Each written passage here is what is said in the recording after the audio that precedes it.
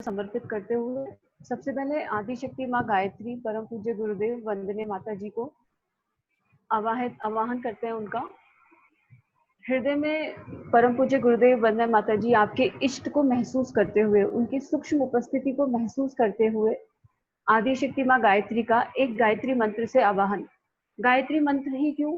क्योंकि ये जो सृष्टि है, अभी यहाँ पे सब प्रेग्नेंट, मतलब मैक्सिमम लेडीज जो है जननी है, और आदिशक्ति माँ के गर्भ से पूरी सृष्टि जन्मी है। वहाँ परमपिता ब्रह्मा ने सृष्टि की रचना जो है आदिशक्ति की शक्ति से करी, गायत्री मंत्र की शक्ति से करी। हमारे जितने भी महान अवतार हुए हैं, कृष्ण जी चाहे राम जी, सबने गायत्री को जपा। और एक विशेष प्रार्थना ये रहती है इसमें कि हम माँ से कहते हैं कि बलपूर्वक हमारी बुद्धि को सद्बुद्धि की ओर में कन्वर्ट कर दो। बुद्धि तो सबके पास है, लेकिन उसका प्रज्ञा बनना, उसका सद्बुद्धि में कन्वर्ट होना, वो बहुत इंपॉर्टेंट है। तो इसी भाव से कि हमारा आने वाला शिशु, हमारी आने वाली संतान भी सूर्य की शक्ति से, आदि शक्ति की शक्ति से जुड़े, उसे महसूस करते हुए आंखें सहजता से बंद करेंगे।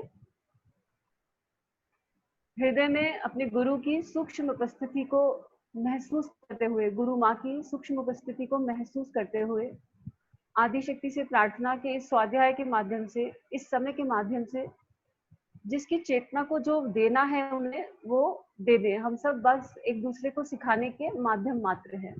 इसी भाव से एक गायत्री मंत्र। ओम भूर्भुवः स्वाहा तत्सवितुर्वरेण्यं भर्गो देवस्य धीमहि धियो यो नः प्रचोदयात्।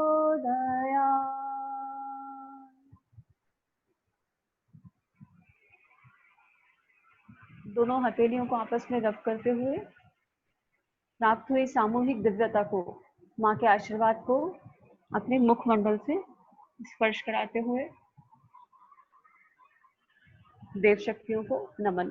आप सबके भीतर विराजमान सभी देव शक्तियों को नमन। आज सौभाग्य है कि गुरुदेव ने ये मौका दिया, और आशा है एज एन इंस्ट्रूमेंट जो भी गुरुदेव माता जी, मेरे लिए गुरुदेव माता जी और बाकी सबके लिए गुरु तत्व के रूप में भी हम देख सकते हैं। गुरु एक तत्व है, तो चेहरे पे नहीं लेकिन तत्व रूप में बात करें अगर, तो सबके जीवन में सूक्ष्म रूप से या तो भगवान महाकाल की, शिव जी की उपस्थिति और या गुरु तत्व की उपस्थिति किसी न किसी रूप में रहती ही है। तो आज टॉपिक है how to stay positive in any situation during pregnancy. लेकिन अगर ध्यान से सोचे तो प्रेगनेंसी में इम्पोर्टेंट है पॉजिटिव रहना, लेकिन लाइफ के हर फेज में पॉजिटिव रहना बहुत इम्पोर्टेंट है। शायद कोई भी काम हम कर रहे हो, कुछ भी हम लाइफ में, कोई भी हो, हम स्टूडेंट हो, जन्म से लेके हम छोटे बच्चे हैं, हम और बड़े हो गए, हम और बड़े हो गए, हम कोई भी रोल निभा रहे हो, to be positive, to be optimistic is very important. ये आधार है। कोई भी काम हम शुरू कर रहे हैं तो उसका आधार ही है। अगर हम नेगेटिव थॉट प्रोसेस के साथ या भय के साथ या संशय या डाउट के साथ कुछ भी करेंगे तो उसका रिजल्ट मिल जाए मे बी, लेकिन अगर हम पॉजिटिव लगे करें तो उसके रिजल्ट्स की जो ऊंचाइयां हैं वो बहुत ज्यादा हो जाएंगी। तो इससे पहले इसमें चर्चा करें। एक दो लोग अगर चैट के माध्यम से बताना चाहते हैं, हम पहले ये समझे कि हम नेगेटिव होते कब हैं।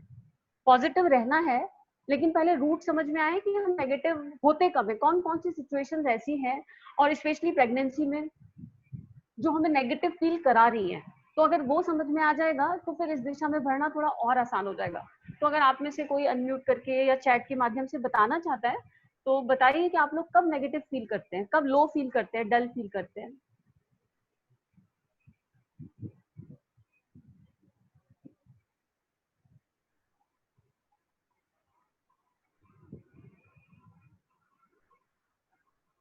सभी बता सकते हैं। हम एक दूसरे के माध्यम से ही सीखना चाहते हैं।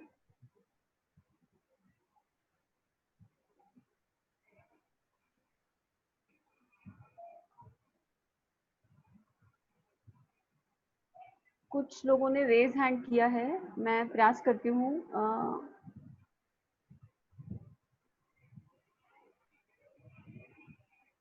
वरुण भैया आप अनरेज कर सकते हैं क्या? आई कैन सी तन्वी दीदी का रेज हैंड है, मधु दीदी का लोअर है अनम्यूट। मधु दीदी आपको अनम्यूट कर रहे हैं। मैं मधु श्रीवास्तव दीदी आपको अनम्यूट कर रहा हूँ। तन्वी दीदी, हाँ हाँ। बताइए। हेलो। हाँ, मैं तन्वी बात कर रही हूँ। मतलब जनरली अभी अभी मैं प्रेग्नेंट हूँ, तो अभी बहुत लोग मतलब जज करते हैं पेट के साइज के ऊपर, या फिर डरा देते हैं अपने अपने एक्सपीरियंस के साथ।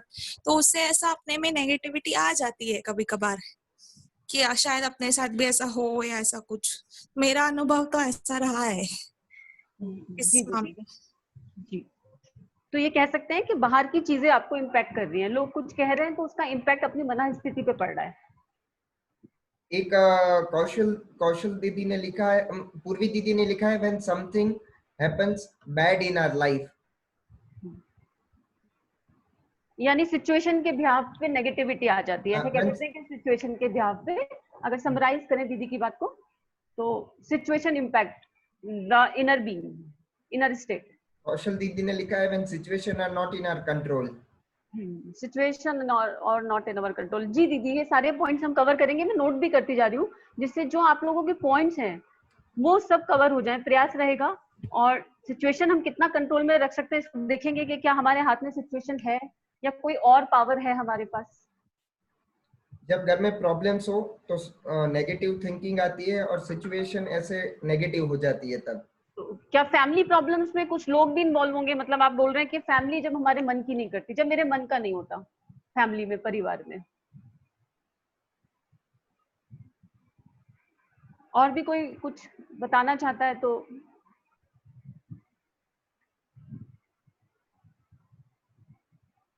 चलिए, तो मोटा मोटा जो, प्रेरणा हाँ, दीदी लिखती हैं, when things does not go as planned in our life. Plan. हाँ दीदी, लेंगे, पर प्लानिंग तो अभी देखो आप बाहर जो चल रहा है, सारे प्लान सबके एक सिंक में आ गए हैं, एक लाइन में आ गए हैं। बहुत सारी प्लानिंग सबने की होगी, पर पिछले 3-4 महीने में प्रकृति ने हमें दिखाया कि प्लानिंग कर लो तुम, लेकिन प्रकृति से ऊपर कुछ भी नहीं है। तो लेकिन एक एक पॉइंट कवर करेंगे, तो मोटा मोटा ये समझ में आ रहा है कि एक तरह का फियर हमारे अंदर आ गया है, बाहर की परिस्थितियां हमें इम्पैक्ट कर रही है। मोटा मोटा ये समझ में आ रहा है कि कोई भी सिचुएशन हमारे कंट्रोल में नहीं है, बाहर कुछ हो जाता है, परिवार ने कुछ कह दिया, तो हमारी मनःस्थिति, मतलब हमारा रिमोट कंट्रोल किसी और के पास चला गया है बेसिकली। और जैसे ही वो रिमोट प्रेस करते हैं, हम यहाँ लो फील हो जाते हैं, डाउन फील करने लगते हैं। किसी ने रिमोट दबाया और हम हंसने लगते हैं, फिर किसी ने रिमोट दबाया, हम लो हो जाते हैं। तो मोटी मोटी बात ये समझ में आ रही है कि जितने भी रीजंस हैं to feel negative, to feel low, वो आउटर रीजंस हैं, वो सब बाहर से आ रहे हैं, कहीं से बाहर की परिस्थिति या कोई इंसान या कोई सिचुएशन हमें इम्पैक्ट कर रही है और भय आ रहा है मन में। तो सबसे पहले तो आप सबको कॉन्ग्रेचुलेशन, इतना खूबसूरत फेज लाइफ का अब आप लोगों के जीवन में आने वाला है, पेरेंट्स, दोनों पेरेंट्स के जीवन में। मतलब to have a baby is to have maximum learnings. इतना ज्यादा सीखने को मिलता है इस यात्रा में, अलग अलग तरीके से। मतलब आप ये मत समझिए कि आप एक छोटा बच्चा ला रहे हैं, नहीं, एक सोल आपके जीवन में आ रही है और उससे हमें कुछ सीखना है डेफिनेटली। तो अगर हम पहले ही ओपन हो जाएं लर्निंग्स के लिए कि अब सीखने का समय आया। कुछ लोगों की सेकंड प्रेगनेंसी होगी, तो उनको अपने पुराने अनुभव भी होंगे, तो दोनों अनुभवों को मर्ज भी मत कीजिए, क्योंकि हर सोल की अपनी एक अलग सीडी है, उस पर अपने अलग संस्कार हैं। तो जरूरी नहीं है जो आपके पहले बच्चे के साथ हुआ, जो आपके एक्सपीरियंसेस रहे, या पहला बच्चा बहुत जैसा रहा वैसे ही दूसरा होगा। तो कोई भी धारणा अपने मन में, अगर आपकी सेकंड प्रेगनेंसी है तो मत रखिएगा। और एक चीज ये समझने की कोशिश करते हैं कि प्रेगनेंसी बीमारी नहीं है, प्रेगनेंसी एक ब्लेसिंग है, प्रभु का आशीर्वाद है, ये बीमारी नहीं है। नहीं तो कुछ क्या होता है कि जब पहली प्रेगनेंसी होती है तब तो बहुत ज्यादा ऐसा होता है कि हमने बहुत कुछ सुन लिया होता है इधर उधर से, जैसे एक दीदी ने बोला भी, और वो सुने सुनाए पे हमने अभी कुछ एक्सपीरियंस नहीं किया। अभी फर्स्ट ट्राइमेस्टर ही चल रहा है, हमने कुछ एक्सपीरियंस नहीं किया, पर लोगों ने बोल दिया अरे ऐसा हो जाता है, लेबर पेन बहुत ज्यादा होता है, फिर वॉमिटिंग्स आ जाएंगी, फिर ये फेज आएगा, फिर हार्मोनल चेंजेस होंगे, मूड स्विंग्स होंगे। अब ये सारी इंफॉर्मेशन मेरे माइंड में गैदर हो गई और हमने मान लिया कि यार प्रेगनेंसी है, पता नहीं कैसे निकलेंगे 9 महीने, ये बीमारी है। तो अपने दिमाग से ये सारे थॉट हमें इरेज करने हैं। अब ये तो सबको पता ही है कि इरेज करने हैं, बट क्वेश्चन ये उठता है कि कैसे इरेज करने हैं। हम एक्सपीरियंस कर रहे हैं कुछ चीजें, और फिर कुछ चीजें साइकोलॉजिकली भी हम एक्सपीरियंस करने लगते हैं। नहीं भी आ रहा होगा, लेकिन अगर बाहर से इंफॉर्मेशन है, जैसे फॉर एग्जाम्पल अगर मैंने एक वॉल की तरफ देखा, तो मैं चाहूं या ना चाहूं, मेरे ब्रेन में ये इंफॉर्मेशन जाएगी कि ये एक दीवार है, इसका रंग जो भी है XYZ। मैंने चाहा नहीं, पर वो इंफॉर्मेशन मेरे ब्रेन में रजिस्टर होगी ही होगी। तो हमें अपने आप को पॉजिटिव लोगों के बीच में रखना है, पॉजिटिव बुक्स, पॉजिटिव सराउंडिंग्स के बीच में रखना है। लेकिन ये जरूरी नहीं है कि हम रखना चाहें तो ऐसा हो गई। अभी जैसे सबने बोला ही कि बाहर की चीजें बहुत इम्पैक्ट पड़ती हैं, तो इसको सेशन को शुरू करके एंड तक हम क्या कोशिश करेंगे, अपनी मनस्थिति को ये समझाने की कोशिश करेंगे कि ये एक ब्लेसिंग है। और एक कई सारी बुक्स के थ्रू मैंने पढ़ा और मैंने समझा भी ये बात। मुझे अभी मेरा खुद का बेटा 10 साल का है और मुझे ये समझ में आया कि एक क्वेश्चन मन में आया था कि जो मेरा बेटा है वही मेरा बेटा क्यों है? दुनिया में इतने सारे बच्चे हैं, there are so many kids, कोई और भी तो मेरा ही बच्चा बन के आ सकता था। Why this particular soul is my child? उसने यही पेरेंट क्यों चूज करी है XYZ? तो ये विचार कीजिए कि आपके पास, आपके गर्भ में जो इस समय बेबी है, जो संतान है, उसने आप ही का गर्भ क्यों चूज किया? और भी कितने सारे गर्भ हैं, कहीं भी चूज हो सकता था।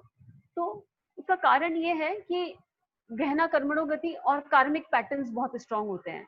एक सोल आने से पहले अपने माता पिता को चूज करती है।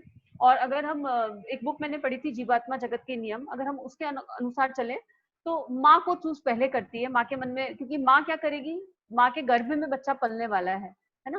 पिता का भी बहुत इंपॉर्टेंट रोल है, ऐसा नहीं कि पिता का रोल नहीं है, बहुत मेजर रोल है इनफैक्ट पूरी फैमिली का, पर माता पिता का जो रोल है उससे ज्यादा तो किसी का नहीं है। तो एक सोल आपको चूज कर रही है। तो सबसे पहले तो आप यहाँ ब्लेस्ड हो जाओ, क्योंकि बच्चे भगवान का रूप होते हैं और भगवान ने आपको चूज किया कि अब हम आपके गर्भ से जन्म लेने वाले हैं। अभी क्या पता कौन सी चेतना अवतारी होगी, कौन सी नई अवतारी होगी। क्यों ना हम ये मान लें कि हमारे गर्भ से जो संतान जन्म लेने वाली है वो अवतारी है, वो दिव्य है, उसमें कुछ खास है और उसने हमें मौका दिया है कि हम नर्चर कर सके। जैसे आदि शक्ति माँ गायत्री हम सबको नर्चर कर रही है। आदि शक्ति के गर्भ से माँ पृथ्वी के गर्भ में आए, माँ पृथ्वी के गर्भ से अपनी जन्म देने वाली जननी के गर्भ में आए, और आज हमें ये सौभाग्य मिल रहा है कि हम एक सोल को नर्चर कर सके। लेकिन होता क्या है, हमारी मनस्थिति क्या बन जाती है कि हम बड़े हैं, हम माता पिता हैं और बच्चा छोटा है, तो उसको क्या आता है? उसको कुछ नहीं आता। पहले से ही हम ये धारणा बना लेते हैं कि बच्चे को कुछ नहीं आता, क्योंकि हम तो बड़े हैं। बड़ा होना सोल लेवल पे ना एज नहीं होती। अगर हम बड़े हैं तो छोटे बच्चे के पास अपने संस्कार कहाँ से आए? आपने देखा होगा जब बच्चा जन्म लेता है, जन्म लेते के साथ ही आप बच्चे को नीम चटा दो तो उसका एक एक्सप्रेशन आ जाएगा जो वो उसे बता देगा कि भाई ये अच्छी चीज नहीं है, ये मुझे क्या खिला दिया गया है।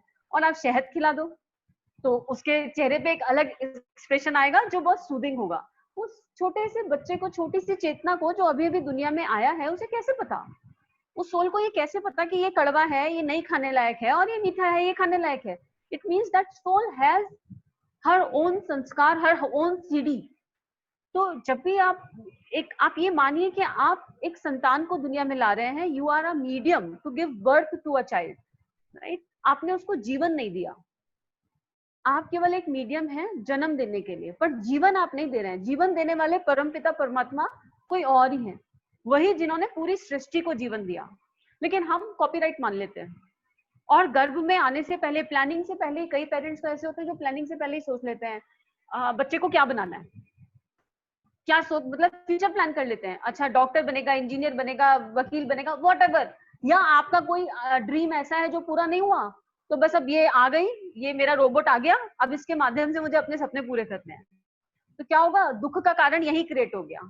वो सोल ने आपको चूज किया क्योंकि कार्मिक पैटर्न था, स्ट्रॉन्ग कार्मिक पैटर्न था, और उस सोल का अपना एक संस्कार था, अपने चिट पे एक सीडी थी। अब आप क्या चाह रहे हो कि आपकी सीडी उसके ड्राइवर पे चल जाए, जो पॉसिबल ही नहीं है। जो सीडी जिस प्लेयर के लिए बनी है वो उसी पे चलेगी। हमें तो केवल उस सोल को सपोर्ट करना था कि अच्छा बेबी आप आ रहे हो तो I am best, thank you so much for choosing me, और अब I will support you the maximum to achieve your soul purpose, to achieve your soul purpose.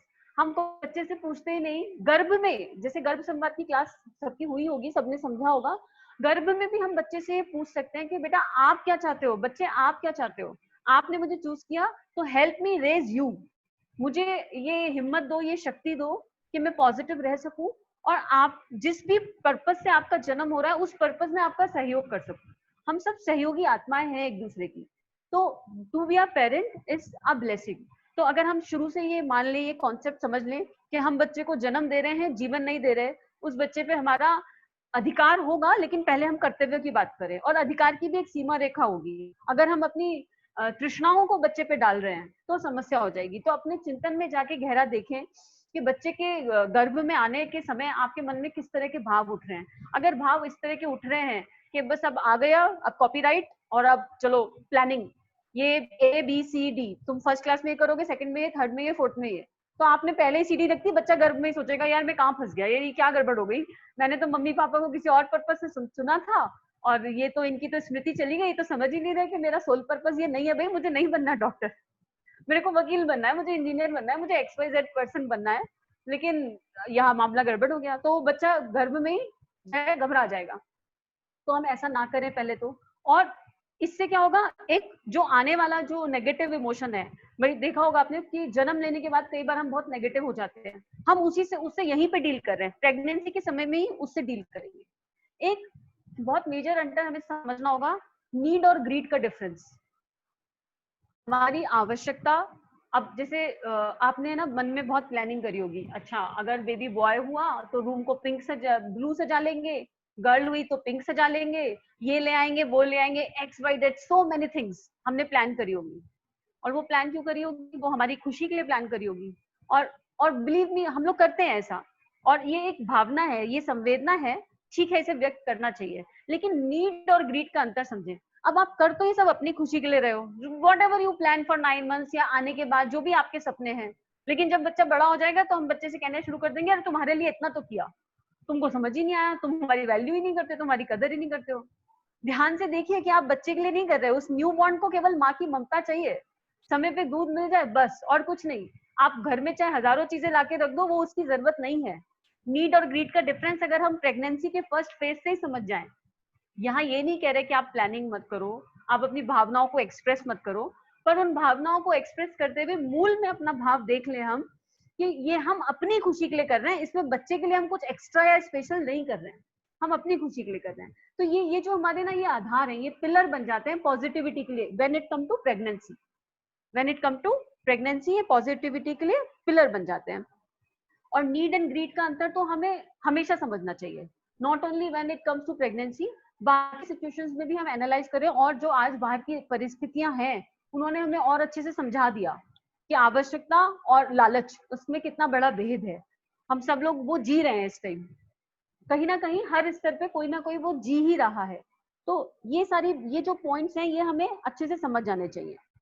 उसके बाद अगर हम अब ये समझ रहे हैं कि मेरी जो गर्भ में संतान है, अब एक बहुत मेजर पॉइंट आता है कि आप ये सोचो कि आपका बच्चा जो आपके गर्भ में संतान है, मैं तो उन सारी आत्माओं को नमन करती हूँ जिन्होंने इस समय गर्भ चूज किए, कितनी दिव्य होंगी, कितने वेरियर सोल होंगे। बहुत से माता पिता के मन में ये घबराहट है कि अरे बाहर ऐसी परिस्थितियां हैं, कितना fear, frequency of fear is very high in the environment right now due to the situation we all know. तो बहुत से माता पिता के मन में ये भय है कि अभी क्या करें, बाहर ऐसा है और ऐसे में अब ये प्रेगनेंसी और बच्चे पे क्या इम्पैक्ट पड़ेगा और हम कैसे मैनेज करेंगे। मतलब एक डॉक्टर के भी जाना है तो सबको पास अप्लाई करने पड़ेंगे, how to reach to a doctor भी क्वेश्चन मार्क हो जाता है, महाराष्ट्र में तो बहुत चल रहा है। तो ऐसे में एक फियर मम्मी के और फादर के मन में आ जाता है। बिल्कुल फियर मत कीजिए, बिल्कुल मत भय कीजिए। आप इसका पॉजिटिव साइड देखिए कि आपके घर में जो संतान है वो कितनी दिव्य है, क्या वेरियर सोल होगी जिसने ये परिस्थितियां चूज करी कि भाई मुझे तो ऐसे टाइम में जन्म लेना है, मेरे मम्मी पापा बहुत भागदौड़ में हैं और मेरी मम्मी जॉब कर रही है, पापा जॉब कर रहे हैं, अपनी अपनी में बिजी हैं। जब सोल ने आपको चूज तो कर ही लिया होगा, गर्भ में जब आई तब आई, लेकिन चूज तो पहले ही कर लिया होगा, भाई ये मेरे मम्मी पापा होंगे। फिर उसने आपकी लाइफ ऑब्जर्व करी होगी, एक कल्पना करके देखिए, उसने आपकी लाइफ ऑब्जर्व करी, उसने लाइफ ऑब्जर्व करके सोचा यार ये लोग तो भागते ही रहते हैं, भागते ही रहते हैं, रुकते ही नहीं है, एक पल भी अपने साथ नहीं बिताते हैं। तो वो वेरियर सोल ने कितना पेशेंस से वेट किया कि अच्छा let me make some arrangements कि ये लोग रुके, थोड़ा ठहरे, मेरे साथ बैठे, मुझसे बातें करें, तब मैं जरा गर्भ में एंटर करूं, तब मैं जरा इनके पास जाऊं। तो क्या दिव्य आत्मा, क्या दिव्य चेतनाएं होंगी जिन्होंने इस समय माता पिता को ठहरा दिया कि भाई ये मेरा टाइम है, आप भागो, आपको जो मर्जी करना है करो, लेकिन you have to give me ample of time, जो मेरी बेसिक रिक्वायरमेंट है।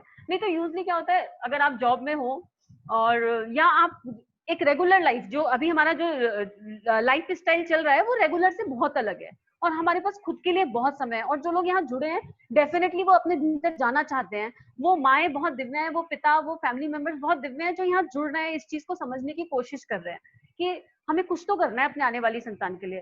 तो पहले तो आप लोग ऑलरेडी दिव्य हो कि आपको सोल ने चुना, और फिर वो सोल कितनी बड़ी वैरियर है, कितनी दिव्य है कि उसने माता पिता को मौका दिया कि now spend time with me, whatever trimester you are in, now this is my time, talk to me, मुझसे बात करो। और गर्भ संवाद कितनी इंपॉर्टेंट चीज है। और गर्भ संवाद ऐसा नहीं है कि आप प्लान करोगे अच्छा बेटा रुक जाओ 2 घंटे बाद आपसे बात करते हैं। हर समय गर्भ संवाद चलता है, 24/7 गर्भ संवाद चलता है। और गर्भ संवाद केवल माता नहीं कर सकती, पिता भी कर सकते हैं और बाकी सारे फैमिली मेंबर कर सकते हैं। केवल आपको इमेजिन करना है गर्भ में एक दिव्य प्रकाश, और उस प्रकाश से अगर आप खाना बना रहे हैं तो अपने बच्चे से बताओ कि बेटा आज मैं ये बना रही हूँ, इसमें ये हेल्दी है, इसमें ये न्यूट्रिशन है, इसमें ये चीजें हैं जो आपके लिए बहुत अच्छी हैं। जब आप आओगे ना तो आप अपना हेल्दी लाइफ स्टाइल रखना। Talk to the soul in your womb like she is there, the soul is in present, मतलब वो आपके सामने है, ऐसा मान लो, ऐसा इमेजिन कर लो कि वो आपके सामने है। और 24 घंटे गर्भ संवाद चल सकता है, 24/7। आप सोने जा रहे हो तो बताओ बेटा मैं सोने जा रही हूँ, सोने से ये बेनिफिट होते हैं, अगर हमें इतने घंटे सोना चाहिए, हमें इतने बजे सोना चाहिए, इतने बजे उठना चाहिए। आप कुछ खा रहे हो तो बताओ, कभी कभी उससे पूछ लो अच्छा आज आप क्या खाना चाहते हो बताओ। Believe me you will get that those feelings from inside, यार आज ना कुछ ये खाने का बच्चा बोल रहा है, ऐसा ऐसा अंदर से लग रहा है कि हमें ये खाना चाहिए। जब आप गर्भ संवाद करोगे, और वो कोई भी कर सकता है, चाहे दादा हो, चाहे दादी हो, चाहे नाना हो, चाहे नानी हो, क्योंकि हर किसी का एक रोल है। उस सोल का भविष्य बनेगा, उस सोल का जो सोल पर्पस है वो पूरा होगा, उसमें एवरीवन हैज अ रोल। अभी कृष्ण जी आए, वो अवतारी चेतना थे, पूर्ण अवतार थे, लेकिन माँ यशोदा का अपना रोल था, माँ देवकी का अपना, माँ नंद बाबा का अपना, कंस का अपना। In fact Kans was having a role. So कोई नेगेटिव है ही नहीं। Every soul has a role to play, जिससे कि वो सीख सके। अभी यहाँ बात हो रही थी, एक दीदी ने बोला कि सिचुएशन जो है कंट्रोल से बाहर चली जाती है। अब इसको ऐसे समझते हैं दीदी कि हम लोग क्या करते हैं, मोस्ट ऑफ द टाइम ऐसा होता है कि हम as a wife, as a bahu, as a beti, whatever role you are in, हम उन रोल्स में जब अपने आप को फिट बैठाते हैं तो हम पहले ना अपने अधिकारों की बात करने लगते हैं, राइट। मैं माँ हूँ, मेरा ये अधिकार है, मैं पत्नी हूँ, मुझे 9 लाख हार दिला दो आज, मैं पत्नी हूँ, मेरी जिम्मेदारी तुम्हारे ऊपर है, मैं बहू हूँ तो XYZ मेरी ये वो है, मेरी ये रिक्वायरमेंट है, ये तो सास ससुर को करनी ही पड़ती है। In fact being a child also, आप अपने माता पिता के साथ भी हम इसी तरह का behave most of the time करते हैं। हम अपने अधिकारों की बात पहले करने लगते हैं, और जहां हम अधिकारों की बात पहले करते हैं ना, वहां क्लैशेस आने शुरू हो जाते हैं। हम कर्तव्यों की बात कभी सोचते ही नहीं। और यही हम अपनी उपासना साधना में भी करते हैं। अभी भगवान के पास बैठेंगे कभी उपासना करने के लिए, दिया जलाया, आरती जलाई और बता दी, अपनी प्रॉब्लम्स की लिस्ट लिख दी, देखो देखो भगवान जी ये चल रहा है, पूरी पूरी लिस्ट होती है तैयार। कभी भगवान से ही नहीं पूछते भगवान आपको कोई तकलीफ है, कोई दिक्कत तो नहीं है, हम कुछ रोल प्ले कर सकते हैं आपके लिए। तो बड़ा अजीब लगेगा, अतिशोक्ति सा लगेगा सुनने में, पर बिलीव में भगवान सुनते हैं, समझते हैं। और आप सब तो कहीं ना कहीं आध्यात्मिक मनोभूमि में है ही। तो जब हम अधिकारों की बात पहले करते हैं और अपने कर्तव्यों को कहीं स्किप कर जाते हैं, तब क्लैशेस आने शुरू हो जाते हैं, रूट में प्रॉब्लम आनी शुरू हो जाती है। क्यों, क्या हो रहा है, आपकी सीढ़ी भी अधिकारों की बात कर रही है, और जैसे हम वैसे सामने वाला भी अपने अधिकारों की बात कर रहा है। भाई मदर इन लॉ सोच रही है बहू है तो उसका ये आचरण होना चाहिए, ऐसा होना चाहिए। हस्बैंड सोच रहा है वाइफ है तो उसको ऐसे ऐसे ऐसे करना चाहिए, उसकी ये टाइमलाइन है, मतलब कुछ रूल बुक्स बनी हुई है, हर रिश्ते की एक रूल बुक बन गई है। और वो रूल बुक किसने बनाई है, हमने खुद क्रिएट कर रखी है। हमने खुद धारणाओं के अभ्यास से, यहाँ से इंफॉर्मेशन मिली, बचपन में जब छोटे थे तब इसे रूल बुक बन गई। एक रूल बुक मम्मियों ने डाल दी पहले, और अभी बहुत जगह चेंज हो गया है, चीजें चेंज हो रही है, पर कुछ रूल बुक बचपन में, अच्छा लड़कियों को तो खाना बनाना आना ही चाहिए, भाई लड़कों को क्यों नहीं आना चाहिए, रूल बुक बन गई। Girls should know how to cook, boys को पता हो नहीं कोई चिंता नहीं है, बट आजकल बहुत अवेयर पेरेंट्स हैं, टच वुड, बट एक रूल बुक बन गई। लड़के को तो पढ़ाना कंपलसरी है ही है, लड़की को पढ़ाएंगे, अच्छा देख लेंगे, देखो शादी कर लेगी, बचपन से ही बच्ची के मन में डाल दिया अगर नहीं पढ़ोगे तो तुम्हारी शादी हो जाएगी। क्यों डाला, बन गई एक धारणा। हम लोग अपना जीवन बोरोड लाइफ जी रहे हैं, मैक्सिमम टाइम बोरोड लाइफ। इसका सुन लिया इम्प्रिंट क्रिएट, उसका सुन लिया इम्प्रिंट क्रिएट, इसका सुन लिया इम्प्रिंट क्रिएट, 100 लोगों का सुन के एक इम्प्रिंट क्रिएट हो गया, और शादी से पहले ही सास हवा हो जाती है, डेंजर जोन, सास मतलब डेंजर जोन, शादी से पहले ही। अब आप सोचो इन परिस्थितियों के साथ, अब इसे गर्भ से कनेक्ट करके देखो कि हम पहले ही बोरोड लाइफ जी रहे हैं, बिल्कुल कंप्लीटली बोरोड लाइफ, सबकी धारणाओं के हिसाब से जीवन जी रहे हैं। अब हम बच्चे को भी वही संस्कार डाल रहे हैं, जैसे ही मन में क्लिक की इमेज, हस्बैंड अगर उससे अच्छा नहीं बन रहा है बेटा तुम्हारे पापा ना ऐसे ही करते हैं, हम क्या करें बताओ, कैसे समझाएं उन्हें, हम समझा ही नहीं पा रहे। बच्चे के मन में वो संस्कार डाल दिया, और वो सोल अभी तो जागृत है अंदर गर्भ में, वो कह रही है नहीं नहीं मम्मी ऐसे मत सोचो, आप समझ नहीं रही हो, ये आपकी लर्निंग थी, आप अपनी लर्निंग पिक करो, क्योंकि अभी वो जागृत है। लेकिन हम उसकी बात सुन ही नहीं रहे, हम तो अपनी बता रहे हैं, क्योंकि हमने मान लिया बच्चा तो छोटा सा है, सोल लेवल पे देखे तो छोटा बड़ा कोई है ही नहीं। और आजकल जो अभी मैं महाकाल और युग प्रतिवर्तन प्रक्रिया बुक पढ़ रही हूँ, उसमें गुरुदेव ने इतने स्पष्ट शब्दों में लिखा है कि आजकल जो आत्माएं आएंगी वो ऐसे गर्भ ढूंढ रही हैं जो मैच्योर हैं, और जितने मैच्योर गर्भ है उससे कहीं गुना मैच्योर सोल और आध्यात्मिक सोल आएंगी, क्योंकि उनको समाज के लिए कुछ करना है।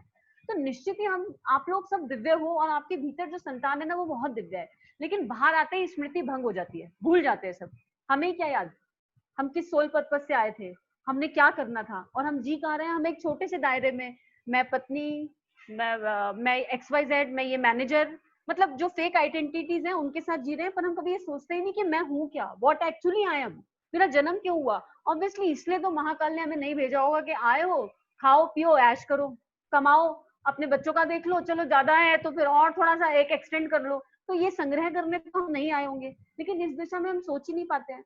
और अगर ये चिंतन माता पिता का रहेगा, तो जैसे अभिमन्यु ने गर्भ में सब कुछ सीख लिया था, और जैसे गर्भ संवाद की बात की आपने, उसकी डिटेल पढ़ी भी होगी, बच्चा एक एक भाव भी पढ़ रहा है आपका, एक एक सिंगल भाव, एक एक थॉट, मतलब भाव जो मन में आया उससे विचार बना, वो सब सुन रहा है, और जिसके लिए आपके मन में जो भाव आ रहे हैं वो इम्प्रिंट्स बच्चे के मन में क्रिएट हो रहे हैं अंदर ही अंदर, एक नए संस्कार आप डाल रहे हो। तो फॉर एग्जाम्पल अगर किसी बाहर की सिचुएशन से आपका कहीं किसी से कुछ आर्गुमेंट हो भी जाता है, तुरंत आप उसको इरेज करके बच्चे को बोलो अरे बेटा सॉरी वो गलती हो गई मम्मी से, आप उसको इग्नोर कर दो, और मम्मा इज ट्राइंग टू लर्न, पापा से हो गया तो पापा भी बच्चे से कनेक्ट करके बोले कि बेटा सॉरी गलती हो गई, ऐसा नहीं होना चाहिए था, ये तो आपके दादी बाबा है, ये तो आपके नाना नानी है, ये तो आपके मम्मी पापा है। सोल से ही बच्चे को परिवार से कनेक्ट अगर हम कर दें गर्भ से ही, और उसका एक बहुत सुंदर तरीका है कि आप पूरे फैमिली मेंबर्स की रिकॉर्डिंग्स मंगा लीजिए, talking to your child in बूम, और वो बिल्कुल जैसे दादी बात कर रही है तो वो दादी अपने भाव से बच्चे से बात करें, पॉजिटिव टॉकिंग, केवल पॉजिटिव वर्ड्स,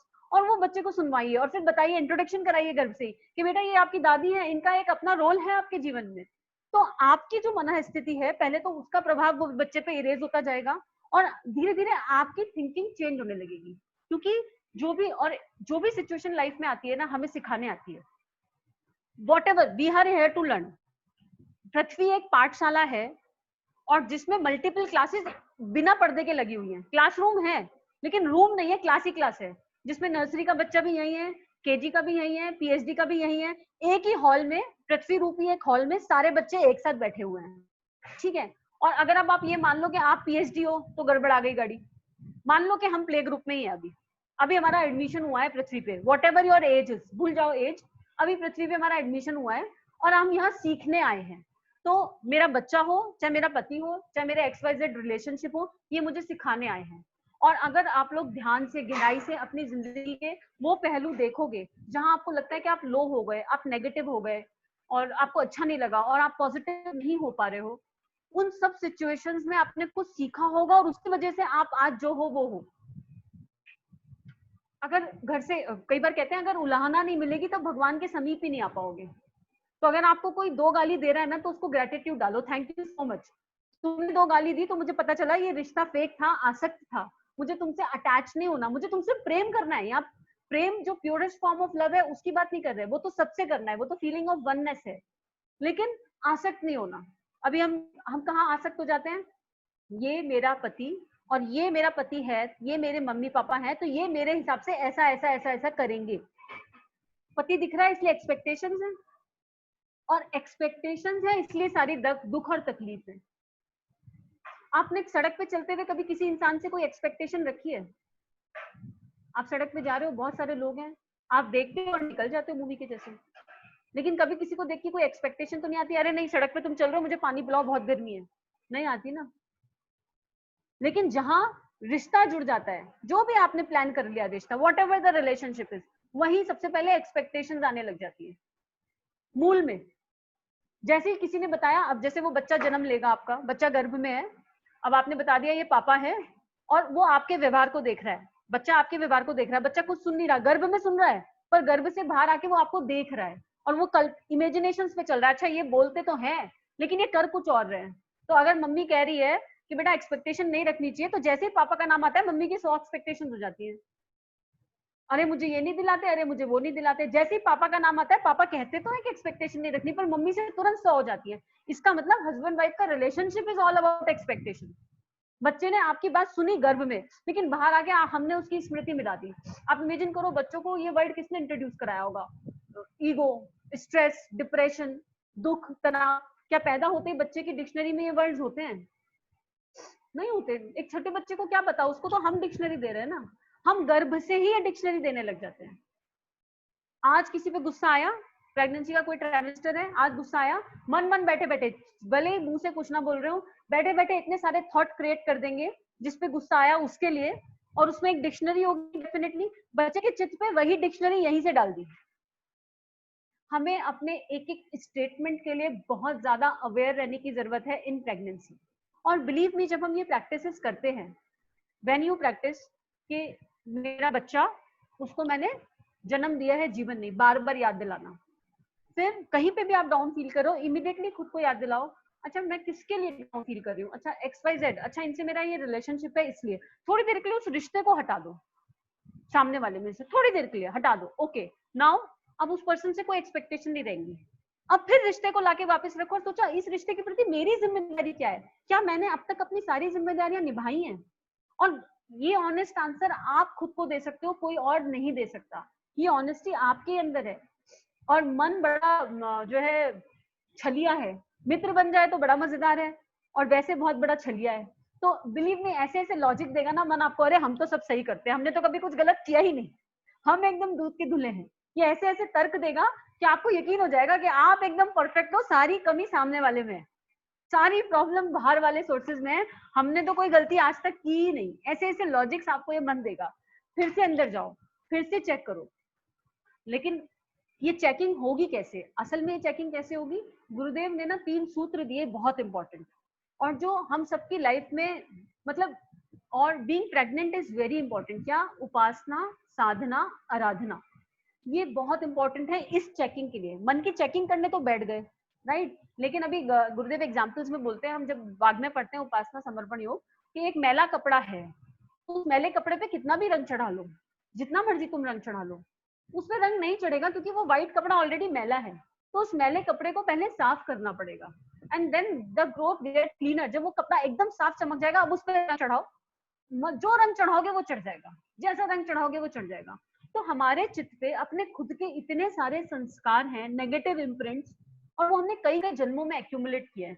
क्रोध हो, गुस्सा हो, लालच हो, किसी भी तरह का लालच हो, ईर्ष्या हो, अहंकार हो, और ये फॉल्स ईगो, मैं हर समय, गुरुदेव लिखते हैं बकरे के जैसे मैं करते रहते हो हर समय तुम लोग। कभी ये आइडेंटिफाई करो कि तुम एक्चुअली हो क्या? तुम हो ही नहीं कुछ। तुम वो बूंद हो जो ऊपर से इतना प्योरेस्ट फॉर्म में चली और नीचे आके सब भूल गई, सब बिसरा गई। अब याद कैसे करें कि हम प्योरेस्ट फॉर्म ऑफ बूंद थे? तो उसके लिए गुरुदेव ने उपासना, साधना, आराधना बताया। उपासना मतलब उप आसन, पास बैठना। किसके पास? क्वेश्चन ये आता है, किसके पास? जिसको देखा नहीं उसके पास। ऑब्वियसली भगवान को किसने देखा? किसी ने भी नहीं देखा। जिन्होंने, जो साधना के स्तर पे हैं, इसमें बहुत बड़े बड़े लोग हैं, तो उन्होंने अनुभूति जरूर की होगी, अनुभव के स्तर पे देखा होगा, लेकिन वैसे तो स्थूल रूप में तो नहीं देखा भगवान। और उतनी अभी आत्मीयता का विस्तार नहीं हो रहा कि हर इंसान में भगवान को देख ले, और ये मान लें कि जिस प्रेम की ऊर्जा से हम बने हैं, उसी प्रेम की ऊर्जा से सामने वाला बना है। वो अभी आत्मीयता का विस्तार उस लेवल पे हुआ नहीं। अगर वो हो जाए तो फिर तो सारी प्रॉब्लम ही सॉल्व। फिर तो कहीं कोई कुछ है ही नहीं, हर जगह बस मैं ही हूँ, और मैं को कैसे गुस्सा करेगा, मैं को कैसे गाली देगा, मैं के लिए कैसे गलत सोचेगा। लेकिन अभी आत्मीयता का विस्तार उस लेवल पे हो नहीं रहा। तो गुरुदेव ने उपासना बोला कि कुछ नहीं कर सकते हो बच्चों। गुरुदेव बोलते हैं तो थोड़ी देर उगते हुए सूर्य के प्रकाश में दोनों संध्या, या तो सुबह की या शाम की, दोनों संध्या अपने इष्ट मंत्र के साथ, जिस मंत्र में आपका भाव, क्योंकि इंटेंशन बहुत मैटर करती है। अब हम आपको बोलते हैं गायत्री मंत्र कर लो, तो आप बोलोगे नहीं गायत्री क्यों करें जी? नहीं, जिस मंत्र में आपकी इंटेंसिटी जुड़ती है, वाल्मीकि जी मरा करते करते सिद्ध हो गए। तो यहाँ इंटेंशन मैटर करती है। जितनी तीव्रता से भाव होगा, उतनी ही तीव्रता का विचार और उसी हिसाब से कर्म होगा। इसको एग्जाम्पल से समझ लेते हैं। मान लीजिए आप कहीं रास्ते में जा रहे हैं, सड़क पे, आपने किसी दीन असहाय को देखा, और आपके मन में देख के करुणा या दया का भाव, दोनों भाव अलग अलग होते हैं, करुणा या दया, एक संवेदना उत्पन्न हुई। तो जिस इंटेंसिटी की आपके मन में संवेदना उत्पन्न होगी, उसी इंटेंसिटी का विचार आएगा और उसी हिसाब से आपका कर्म बन पड़ेगा। मान लीजिए एक संवेदना आई, अरे देखो ये सड़क पे हैं, क्या इनकी स्थिति है, और बस ये आई और चली गई, तो आप मे बी आप 2-4 मंत्र पढ़ दो उसके लिए, या मे बी एक ग्रेटिट्यूड फीलिंग आपके लिए अपने लिए आ जाए कि भगवान देखो थैंक यू, हमें बड़ी अच्छी स्थिति में रख रखा है, और आप आगे बढ़ जाओ।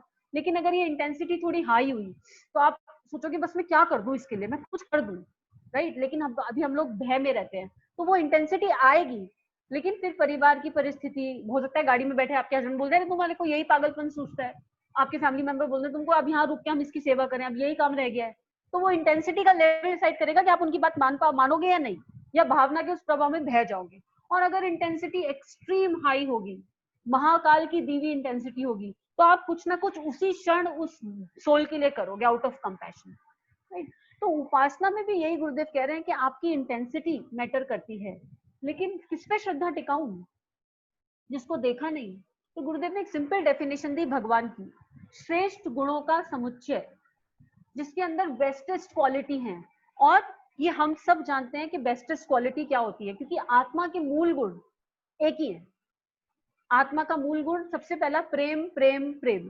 कौन सा वाला? शरीर रूप में प्रेम नहीं, ये मेरा बच्चा, ये मेरा पति, ये XYZ, वो वाला प्रेम नहीं, आत्म स्तर का प्रेम, जहां किसी रिश्ते में, जहां किसी बंधन में आत्मा चित है ही नहीं, बस प्रेम, प्रेम और प्रेम। उसके बाद करुणा, संवेदना, दया, ये सारे आत्मा के मूल गुण है, और ये हम सबको अच्छे से पता है। एक चोर को भी चोरी करते हुए पता होता है कि वो गलत काम कर रहा है, तो आत्मा इतनी अवेयर है, इतनी जागृत है कि वो एक चोर को भी बता रही है कि भाई तू ये गलत कर रहा है, लेकिन जो चित्त का संस्कार है वो उसे चोरी करवाने में मजबूर कर रहा है, उसके whatever the situation are, वो चित्त का संस्कार है। ओवर ईटिंग का एक बाइट खाते थे हम सबको पता होता है कि पेट भर चुका है, अभी नहीं खाना चाहिए, लेकिन फिर भी चलो ठीक है एक बिस्किट है खा लिया।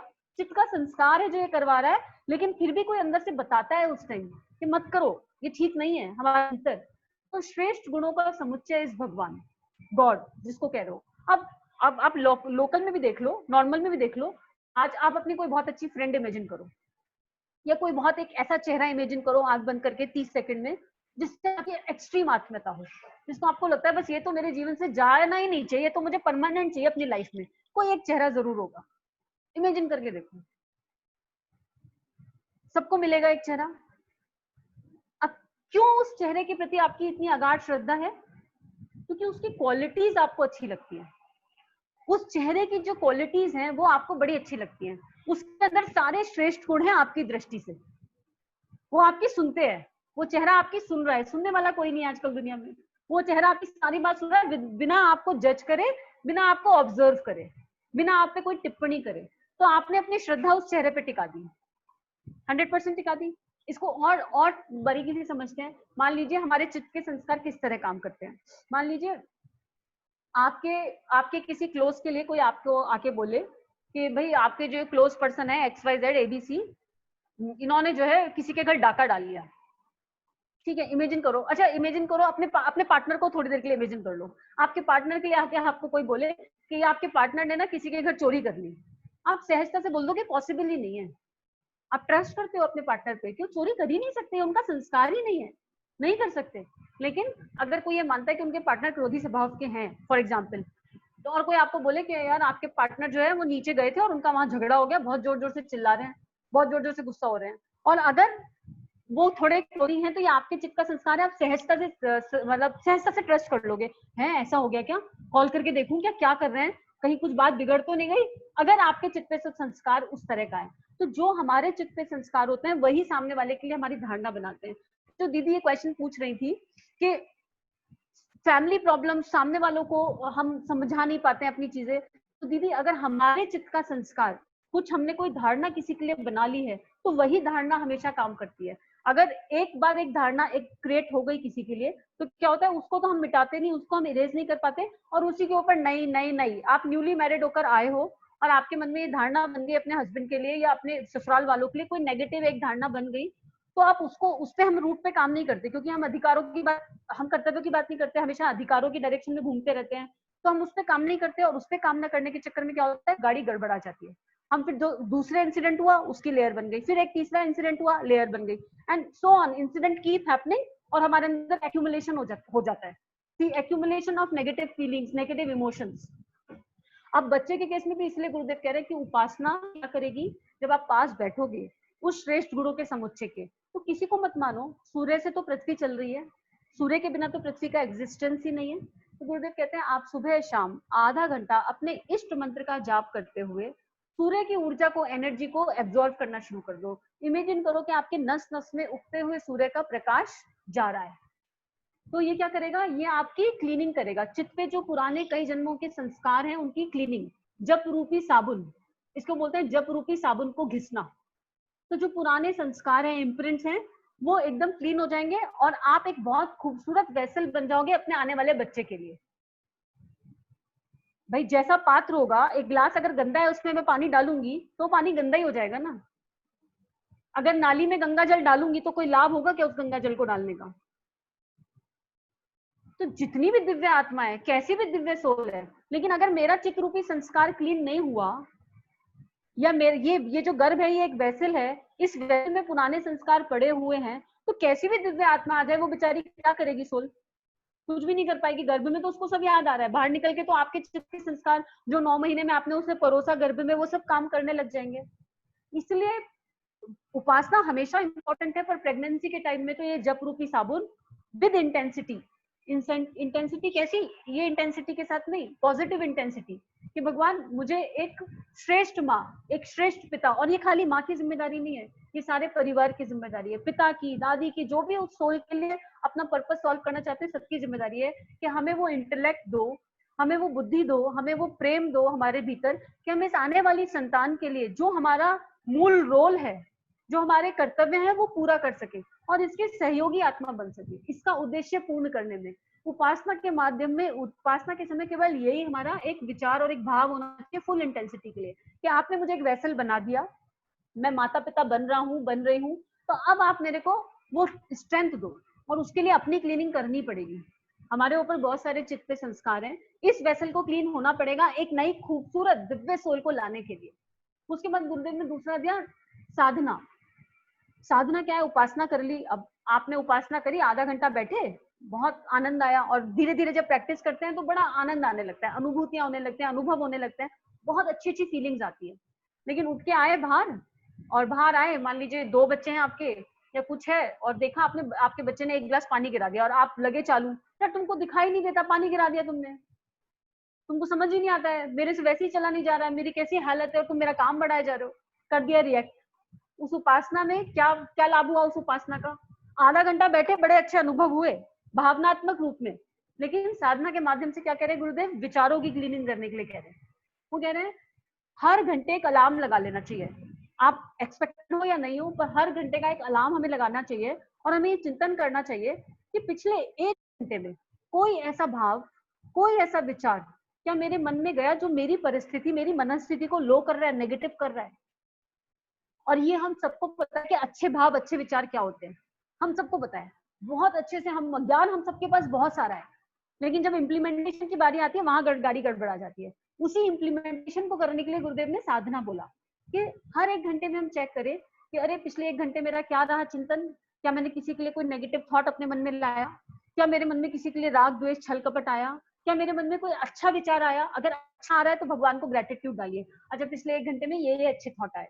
अगर नेगेटिव आ रहा है तो तुरंत जिन लोगों के लिए नेगेटिव थॉट आया है उनको तुरंत सॉरी डिपॉजिट कीजिए, वी आर सॉरी, हमने हमारे मन में आपके गलत विचार, गलत भाव आ गया, हमें पता है आप हमारे जीवन में हमें कुछ सिखाने आए हैं, हम भूल गए थे, स्मृति चली गई थी। और तुरंत बच्चे को बताइए, तुरंत उसी पल बच्चे को बताइए कि बेटू मम्मा सॉरी है, हाँ आप तो बिल्कुल दिव्य हो, वो तो गर्भ में है, वो तो भगवान का अंश है, अभी पूर्ण भगवान ही है गर्भ में तो बच्चा, तो आप इसको इरेज कर दो। अगर आपके मन में कोई संस्कार जमा हो गया तो गर्भ पे हाथ रख के कहिए कि इसको इरेज कर दो। पिता है तो इमेजिन करके कह सकते हैं कि बेटा इसको इरेज कर दो। अगर नानी दादी है उनके मन में कुछ नेगेटिव आ गया, किसी के लिए भी, हमें पता है राग द्वेष छल कपट क्रोध लोभ ईर्ष्या अहंकार लालच, ऐसा कोई भी भाव आत्मा का मूल गुण नहीं है। तो एवरी आवर लिटरली सबके पास एलेक्सा होती है आजकल, नहीं तो मोबाइल में अलार्म लगा लेना चाहिए। इससे क्या होगा, आपकी मनस्थिति पॉजिटिव होने लगेगी, क्योंकि अब आप ये समझ रहे हैं कि आपके जीवन में जितने भी लोग हैं, जितने भी मेंबर हैं, वो आपको कुछ सिखाने आए हैं।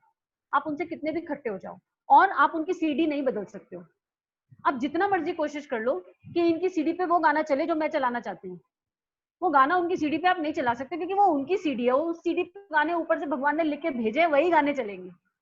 और वो गाने गुरु भगवान ने उनकी सीडी पे इसलिए लिखे हैं ताकि आप अपनी सीडी का सिंक्रोनाइजेशन उनकी सीडी के साथ कर सको, आप अपनी लर्निंग पिक कर सको।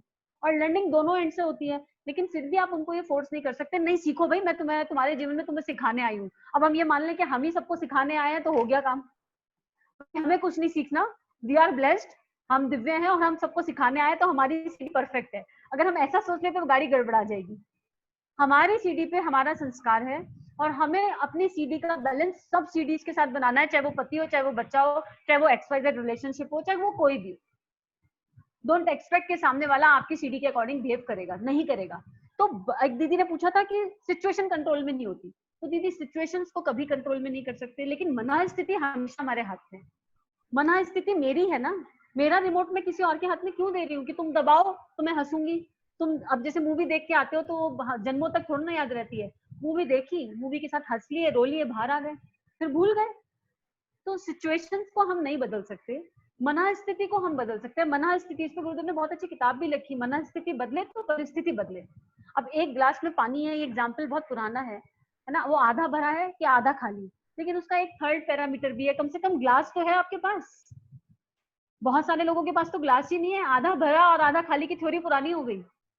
एक और पॉजिटिव साइड है, ग्लास है आपके पास, बहुत लोगों के पास तो वो भी नहीं है। आज की सिचुएशन में हम घर में बैठे हैं, एक दूसरे से कनेक्ट हो पा रहे हैं, कितने ब्लेस्ड हैं। बाहर तो कितने लोग कितना तड़प रहे हैं, कितना परेशान है, हमें तो पता भी नहीं चल रहा। तो साधना के माध्यम से गुरुदेव ने कहा every hour make a reminder, एक चेकलिस्ट बना लीजिए कि मुझे मेरे मन में कौन कौन से विचार आने चाहिए, सद्भावना, प्रेम, करुणा, मैत्री। और फिर पूछिए अपने आप से, क्या इस घंटे एक भी ऐसा विचार आया? नई विचार अगर आया है तो अपने आप को एफर्मेशन दीजिए। पॉजिटिव एफर्मेशंस मिरेकल के जैसे काम करती है, बिलीव मी।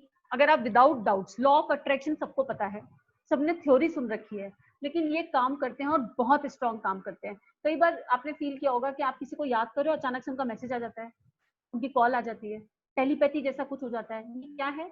ये लॉ ऑफ अट्रैक्शन था। आपकी इंटेंसिटी बहुत हाई होगी याद करते टाइम, तो उन तक वो सूक्ष्म संदेश पहुंच गया।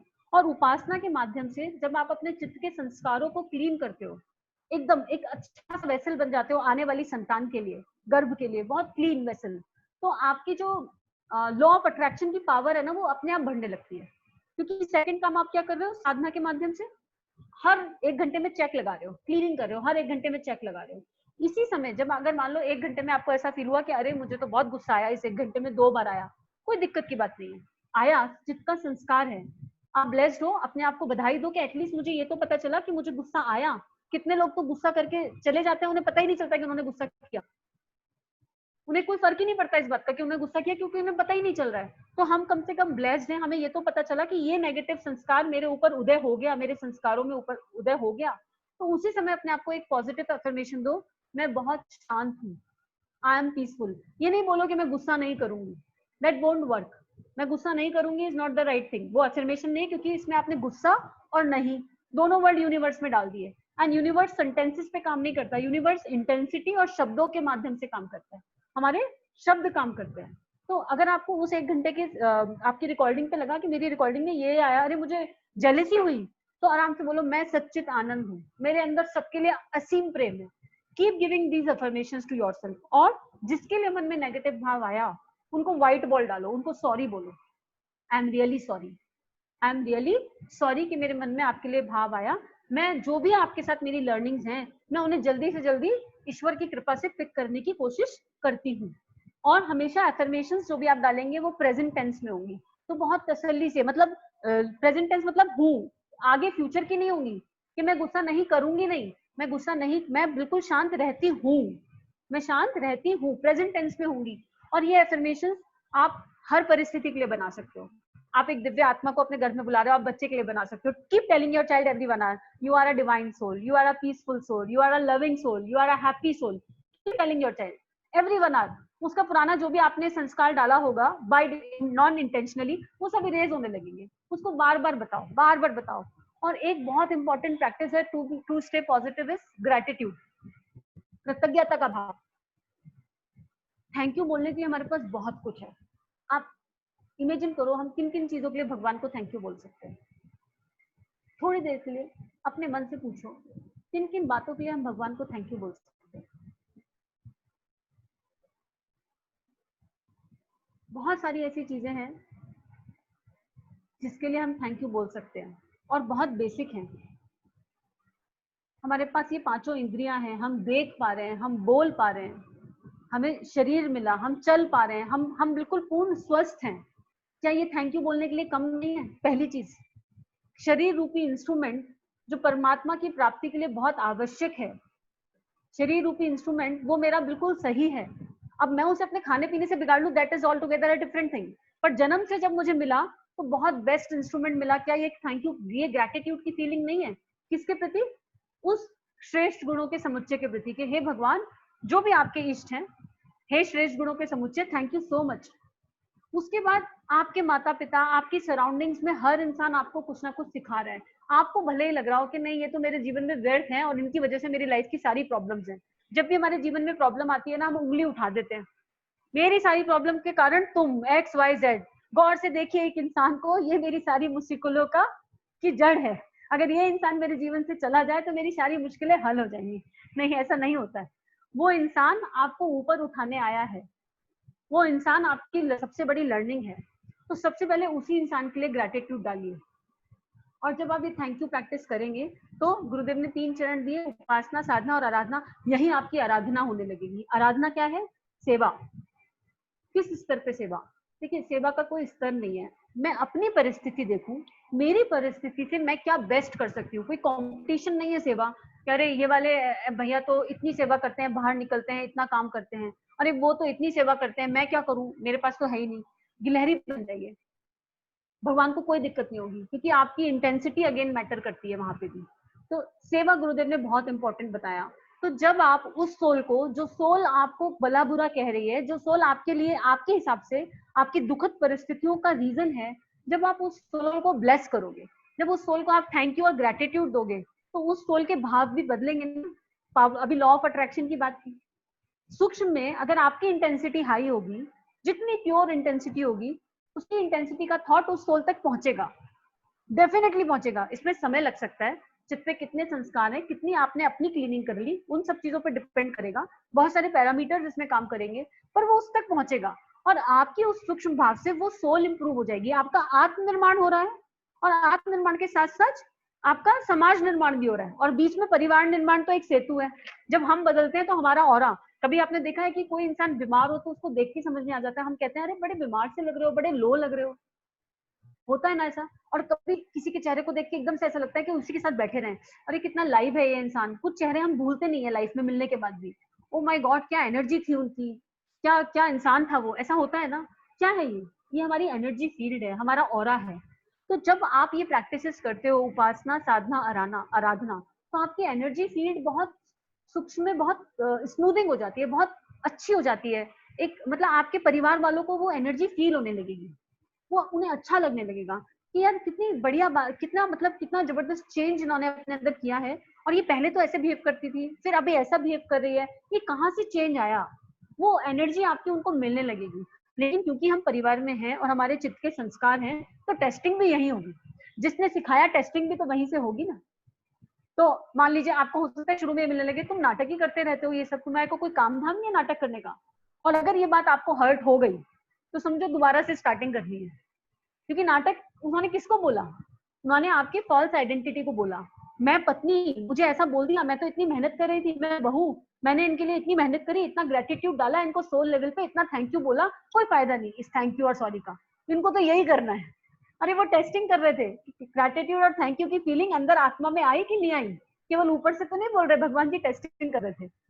हमारे आत्म स्तर से जब ग्रेटिट्यूड का भाव, थैंक यू का भाव, सेवा का भाव उत्पन्न होगा, प्रेम का भाव, अनंत प्रेम का भाव, विशुद्ध प्रेम का भाव उत्पन्न होगा, तो बिलीव मी, आपको कोई भी आके कुछ कह जाए, आपके मन में केवल उनके लिए करुणा और संवेदना और प्रेम आएगा। आप तुरंत भगवान से बोलोगे, हे प्रभु, जैसी कृपा मुझ पे करी, जैसी सद्बुद्धि मुझे दी, वैसी सद्बुद्धि इन्हें दे दो। और आप इमेजिन करो जब आपका 24/7 इस तरह का चिंतन हो जाएगा, जब 24/7 ऐसा चिंतन होगा आपका, तो उसका बच्चे पे कितना सुंदर प्रभाव पड़ेगा, कितना बढ़िया प्रभाव पड़ेगा। वो देख रहा है अपनी माँ को, अपने पिता को, हर पल कनेक्टेड है उनसे, कह रहा है यार कितनी मेहनत करते हैं ये लोग अपने मूल स्वरूप, और वो मूल स्वरूप में, गर्भ में संतान मूल स्वरूप में है, वो तो प्रेम ही है ना, प्रेम की दिव्य ऊर्जा है, वो वहां से आपको एनर्जी भेजेगा। अरे मेरी मम्मा इतनी मेहनत करती है दिन भर, मेरे पापा इतनी मेहनत करते हैं to stay positive, to stay happy, तो let me send some energy. वो तो डिवाइन से कनेक्टेड है, वो कहेगा भगवान जी देखो मेरी मम्मी पापा बहुत मेहनत कर रहे हैं, अब उन्हें लो नहीं होने देना, इस टाइम तो उनको एनर्जी की जरूरत है। अंदर से यू विल फील कि एक चार्जिंग आपके अंदर आ गई है, बिकॉज आप एक अच्छा वेसल बनने की कोशिश कर रहे हो, और वो सोल बहुत हैप्पी है कि मेरे जन्म लेने का उद्देश्य पूरा करने के लिए, अभी वो माता पिता नहीं मान रही, अभी तो वो सोल है, वो सोच रही है कि ये मेरे सहयोगी आत्माएं हैं जो मेरा सोल पर्पस पूरा करेंगे, तो वो गर्भ में बैठ के बड़ी हैप्पी हो रही है। इमेजिन करो अपने बच्चे को इसी समय, आप जब ये सुन रहे हो तो मतलब मैं भी ब्लेस्ड हूँ कि मुझे ये मौका मिला, I am getting connected to all the souls. और ये सब जो हम बोल रहे हैं ना, पता है ये जो सारी सोल्स है ना, ये मिलके बुलाती हैं। आप कुछ भी प्लान कर लो ऐसे सेशंस में, केवल आप वही बोलते हो जो वो आत्माएं सुनना चाहती हैं। वो चाहती है कि हमारे मम्मी पापा को ये पॉइंट बता दो भाई, उनको ये बताओगे तो इससे हमारा जो सोल पर्पस है ना वो पूरा होने में बहुत हेल्प मिलेगी। तो आप इमेजिन करो, आप दादा हो, दादी हो, चाचा हो, चाची हो, आप कोई भी रिश्ते में हो, आप फील करके देखो कि वो सोल इस समय कितनी हैप्पी है। अरे वाह मेरे मम्मी पापा कितने अच्छे हैं, कितनी मेहनत करते हैं, मतलब कितने अच्छे पेरेंट्स मैंने चूज किए हैं। और वो जो अंदर से खुशी, जब सोल की खुशी होगी ना, वो आपके चेहरे पे ना ऑटोमेटिक आएगी, आपका चेहरा चमकने लगेगा। तो उपासना, साधना, आराधना, ये तीनों बहुत इंपॉर्टेंट हैं, और इन तीनों का करने का बहुत सरल तरीका है। उपासना, सूर्य के साथ थोड़ी देर बैठिए, अपने इष्ट के साथ थोड़ी देर बैठिए, अपने इष्ट मंत्र का जप आधा घंटा सुबह आधा घंटा शाम कंफर्टेबल पोजीशन में कीजिए। साधना, हर घंटे का रिमाइंडर लगाइए, एवरी आवर एक रिमाइंडर, और चेक कीजिए कौन कौन से भाव अंदर गए, और आपको चेकलिस्ट समझ में आ जाएगा, अरे ये तो नहीं जाने वाला था, ये क्यों चला गया। जिसके लिए गया है उसको सॉरी बोलिए, तुरंत उसको सॉरी बोलिए कि आई एम सॉरी, मेरे मन में आपके लिए गलत आया, और तुरंत ग्रेटिट्यूड डिपॉजिट कीजिए उसके लिए जिसके लिए भी वो नेगेटिव भाव गया था। और मोस्टली हमारे भाव जो अंदर जाते हैं उनमें कोई थर्ड पर्सन जरूर इन्वॉल्व होता है, क्योंकि अभी हमने अपना रिमोट किसी और को दे रखा है। जब ये रिमोट हमारे हाथों में आ जाएगा तब हमारी भीतर की यात्रा शुरू होगी, उस पर भी बात करेंगे। जब अभी तो रिमोट बाहर गया हुआ है ना, तो पहले इस रिमोट को लेना है दूसरों से, ये रिमोट मेरे हाथ में तो आए, तब मैं अपने भीतर देखूंगी क्या क्या घटित हो रहा है। अभी तो रिमोट बाहर है, तो साधना के माध्यम से आपका रिमोट आपके पास आएगा, और आप उन लोगों को ब्लेस करोगे, और उन लोगों के भाव धीरे धीरे आपके लिए चेंज होंगे, डेफिनेटली चेंज होंगे, जब आप सूक्ष्म में थैंक यू, ग्रेटिट्यूड की फीलिंग्स उनके लिए डालोगे। और जब उपासना और साधना होने लगती है तो आराधना अपने आप घटित होने लगती है, करनी नहीं पड़ती, सेवा करनी नहीं पड़ेगी। जैसे ध्यान के लिए कहते हैं ना, ध्यान करना नहीं पड़ता, ध्यान हो जाता है, तो आपको करना नहीं पड़ेगा। Then make affirmations. अफर्मेशंस अगर फुल इंटेंसिटी से डालते हैं और हर घंटे रिपीट करेंगे अपने बच्चे के साथ संवाद के थ्रू, वो मैजिकल काम करते हैं, मैजिकल काम करते हैं। और अपने बच्चों पे अपनी कामनाओं का बोझा बिल्कुल मत लादिए, गर्भ में ही कोई एक्सपेक्टेशंस मत रखिए अपने बच्चे से गर्भ में कि अच्छा अब चलो बस आ गया, अब मेरे बुढ़ापे का सहारा। सबकॉन्शियसली ना हमारे पेरेंट्स के मन में ना कहते हैं कि माँ की जो ममता होती है उसका कोई मोल नहीं है, ये बात सच है। लेकिन कहीं ना कहीं अगर हम अपने आप को डिग करें, मैंने एक्सपीरियंस किया है, कहीं ना सबकॉन्शियस में वही बोरोड लाइफ हमारे मन में होता है, बुढ़ापे का सहारा, ये एक सबकॉन्शियस फीडिंग है, हाँ ये मेरे काम आएगा, ये मेरा बच्चा, ये मेरा बच्चा। इस मेरे बच्चे के थॉट से ना अभी से ही बाहर आ जाइए। वो एक चेतना है जिसने आपको सौभाग्य दिया कि आप उसको नर्चर कर सकें, और ये मेरे बच्चे के भाव से अभी से अलग हो जाइए। पर इसका मतलब ये नहीं कि ममता कम हो जाएगी, ममता बढ़ जाएगी। जैसी अटैचमेंट कम होगा, ममता और प्रेम का स्वरूप विस्तृत हो जाएगा, बहुत बड़ा हो जाएगा, और फिर आप उसको उसके हिसाब से जीने दोगे, जैसा वो प्लान करके आया है आप उसमें उसको सहयोग करोगे। आप बच्चे को सही गलत बता सकते हो, लेकिन हमें खुद ही देख लीजिए, हम भी तो अभी बच्चे हैं ना, कहीं ना कहीं किसी के तो बच्चे हैं हम, whatever our age is. हमारे माता पिता अगर हमारे ऊपर आज बिल्कुल टाइट कैडा कर दें, नहीं नहीं तुमको ये काम इसी तरह करना है, तो हम इरिटेट हो जाते हैं। अरे हम बड़े हो गए यार, let us do in our own ways. हम रिएक्ट कर जाते हैं, कभी कभी रिएक्ट कर जाते हैं, एट टाइम्स करते हैं, सभी करते हैं। तो अगर और हम उनसे कहते हैं हमें हमारी जगह दे दो, हमारी स्पेस दे दो, तो अगर यही स्पेस हम बचपन से अपने बच्चों को देना शुरू कर दें, एक आंख प्यार की एक आंख सुधार की, जैसे गुरुदेव ने बोला, एक आंख प्यार की एक आंख सुधार की। इसका मतलब ये नहीं है कि अब देखो मैं तुमसे निरासक्त हूँ, मेरा तुमसे कोई अटैचमेंट नहीं है, तो तुम जो मर्जी करो, तुम देखो 10 घंटे टीवी। मैं भी प्रेगनेंसी में 10 घंटे बैठ के टीवी देख रही हूँ, क्योंकि मेरे को तुमको जन्म देना है, बस मेरा तुमसे कोई लेन देन नहीं है। नहीं जी, ये बिल्कुल नहीं कह रहे हैं, ऐसा बिल्कुल नहीं करना। आपकी पूरी जिम्मेदारी है उस सोल के प्रति, लेकिन आप केवल कर्तव्य की बात कीजिए, अधिकार की बात मत कीजिए। अधिकारों के बारे में मत सोचिए। विवेकानंद सबको पसंद है, लेकिन क्या हम एज अ पेरेंट तैयार है कि हमारे घर से विवेकानंद निकल जाए? क्या हम तैयार हैं उसके लिए कि विवेकानंद हमारे घर से निकल जाए? हाई सोल्स जो हम एग्जाम्पल्स देते हैं सबको पसंद है, लेकिन आप इमेजिन करो आपका बच्चा बड़ा हो जाए, 21 साल का हो जाए, 22 साल का हो जाए, आपने उसके लिए बहुत सारे सपने देखे और वो बोल रहा है मैं तो जा रहा हूँ हिमालय खोज करने अपनी। अगर आपका दिल ये सोच के दहल रहा है तो कहीं अटैचमेंट है, इससे बाहर आने की कोशिश कीजिए, क्योंकि वो सोल का अपना एक पर्पस है, वो दिव्य है, वो क्यों आई है हमें नहीं पता, हमें नहीं जानना, हमें नहीं समझ में आ रहा है अभी, हमें लेकिन अपना पर्पस पूरा करना है, अपना कर्तव्य पूरी तरह उसके प्रति निभाना है। और एक्सेप्टेंस टू सिचुएशन, अगला की आता है टू स्टे पॉजिटिव। हम सिचुएशंस नहीं बदल सकते, जो सिचुएशन है जैसी सिचुएशन है उसको एक्सेप्ट करें एज इट इज, और पॉजिटिवली बैठ के डिक करें कि अगर ये परिस्थिति आई है तो इसमें से मेरी लर्निंग क्या है। और जैसे ही आप अपनी लर्निंग पिक कर लेंगे, वो सिचुएशन आपकी लाइफ में दोबारा नहीं आएगी। आप प्रैक्टिकली इमेजिन करके देख लो, कई बार ऐसी बहुत सारी सिचुएशंस होती होंगी जो आपकी लाइफ में रिपीटेडली आती है। एक बार आई, आप उससे निकल गए जैसे तैसे, फिर वही सिचुएशन अलग रूप में अलग इंसान के थ्रू दोबारा आ गई, फिर तीसरी बार same situation keep on repeating at times. चेहरे अलग अलग हो सकते हैं, लेकिन सिचुएशन और उसका जो मूल है वो एक ही रहता है। ऐसा बहुत बार होता है, बहुतों के साथ होता है। अगर हम ठंडे दिमाग से सोचेंगे तो हमें मिल जाएगा कि हाँ ये होता है, कि यार ये बार बार एक ही सिचुएशन। वो इसलिए होता है क्योंकि वो जब सिचुएशन पहली बार आई तो उससे जो मुझे सीखना था मैंने सीखा नहीं। और मेरा परम पिता परमात्मा वो बहुत दयामय है, वो बहुत करुणावान है। उसको पता है कि अरे चलो ये इनकी तो स्मृति चली गई, पर मुझे तो ध्यान है ना इन्हें क्या सीखना है, तो चलो यही सिचुएशन दोबारा दे देता हूँ। और जब वो सिचुएशन दोबारा आएगी ना, थोड़ा हाई इंटेंसिटी के साथ आएगी, क्योंकि पहली बार में हम सीख नहीं पाए ना, इसलिए अगर दूसरी बार भी नहीं सीखे, तीसरी बार आएगी तो और हाई इंटेंसिटी के साथ आएगी। अब बाहर यही हो रहा है ना प्रकृति में, आज जो सिचुएशन आई प्रकृति में एकदम हाई इंटेंसिटी के साथ आई है। छोटे छोटे रूप तो महाकाल ने हमेशा दिखाए, पर हम लोग सीख नहीं पाए, पंच तत्वों के प्रति अपनी जिम्मेदारियों को समझ ही नहीं पाए। और मैं बोल रही हूँ पर मैं भी नहीं पूरी कर पाती वो जिम्मेदारी। बोलना आसान है, तो भगवान ने कहा अच्छा ठीक है, नहीं समझ में आ रहा, एक सिचुएशन, 2 अलार्म, 3 अलार्म, अब ऐसा अलार्म दिया कि पूरा वर्ल्ड लॉकडाउन होके बैठा है, अब बैठो, अब सोचो। सिचुएशन बाहर से हमें दिखाई दे रहा है कितने जबरदस्त तरीके से आई, अब बैठो अब सोचो।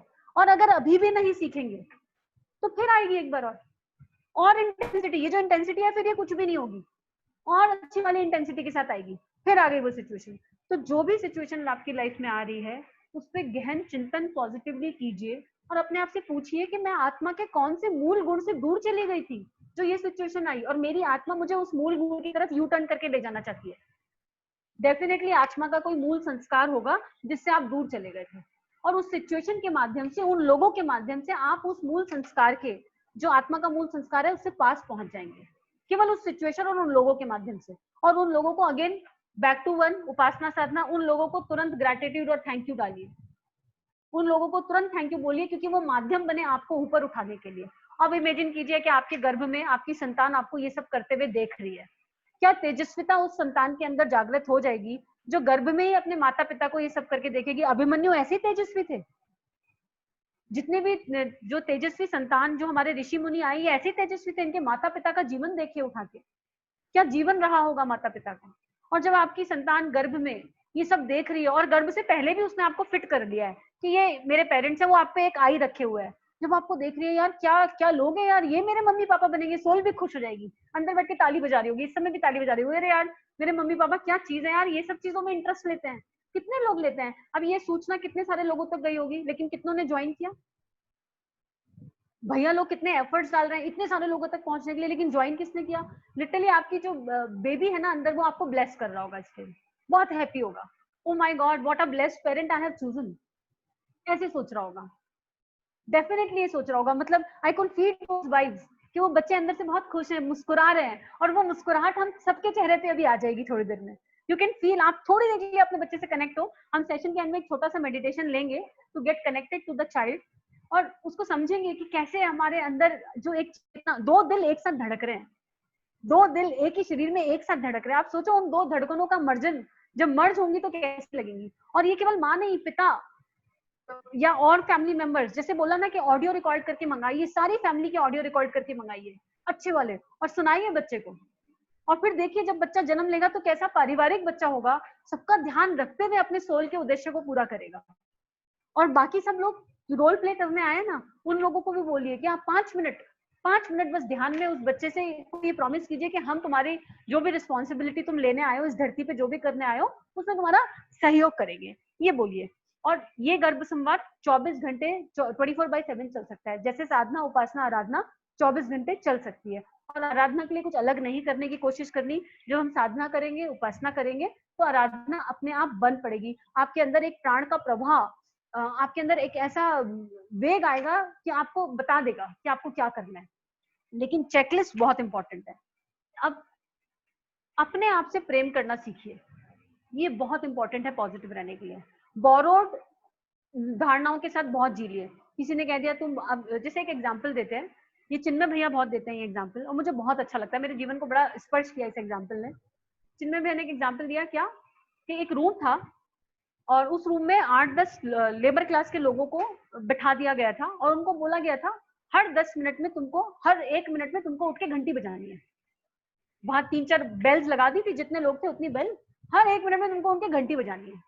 वो ठीक है, लेबर क्लास है भाई, बॉस ने बोला है तो बेचारे लग गए, घंटी बजानी है। उसके बाद उस रूम में बड़ी बड़ी कंपनीज के सीईओ और बड़े बड़े पोस्ट पे जो लोग थे उनको बैठाया गया, बैठे रहे सब लोग, 8-10 लोग थे। अब हर 1 मिनट में घंटी बज जा रही है, 7-8 लोग उठ के घंटी बजा रहे हैं, वो भी देख रहे हैं, 7-8 लोग उठ के घंटी बजा रहे हैं। With in 7 minute of frame, केवल 7 मिनट, जो बेस्टेस्ट पोजीशन पे बंदा है वो भी अपने आप को 7 मिनट होल्ड कर पाया विदाउट नोइंग। सारे उठ के घंटी बजाने लगे हर 1 मिनट में उन 7 के साथ, सारे उठ के घंटी बजा रहे हैं। अभी उन्हें पता नहीं वो घंटी क्यों बजा रहे हैं, लेकिन जो पहले रूम में 7 लोग, उनको इंस्ट्रक्शन दिया था कि तुमको हर 1 मिनट में ये बेल बजानी है। बड़ी बड़ी कंपनी के सीईओ उस रूम में आए और उन्होंने पहले तो देखा, 1 बार बेल बजी, रुक गए, 2 बार बजी, क्वेश्चन मार्क आया, 3 बार बजी, 4 बार बजी, 5वीं बार एक उठा, उसने बेल बजाई उनमें से, 6वीं बार एक और उठा, और 7 मिनट के फ्रेम में जो 8-10 लोगों को बिठाया गया था, सारे उठ के बेल बजाने लगे। क्या था ये? बोरोड। किसी ने ये चिंतन ही नहीं किया कि भाई ये बेल हम क्यों बजा रहे हैं, why are we ringing this bell.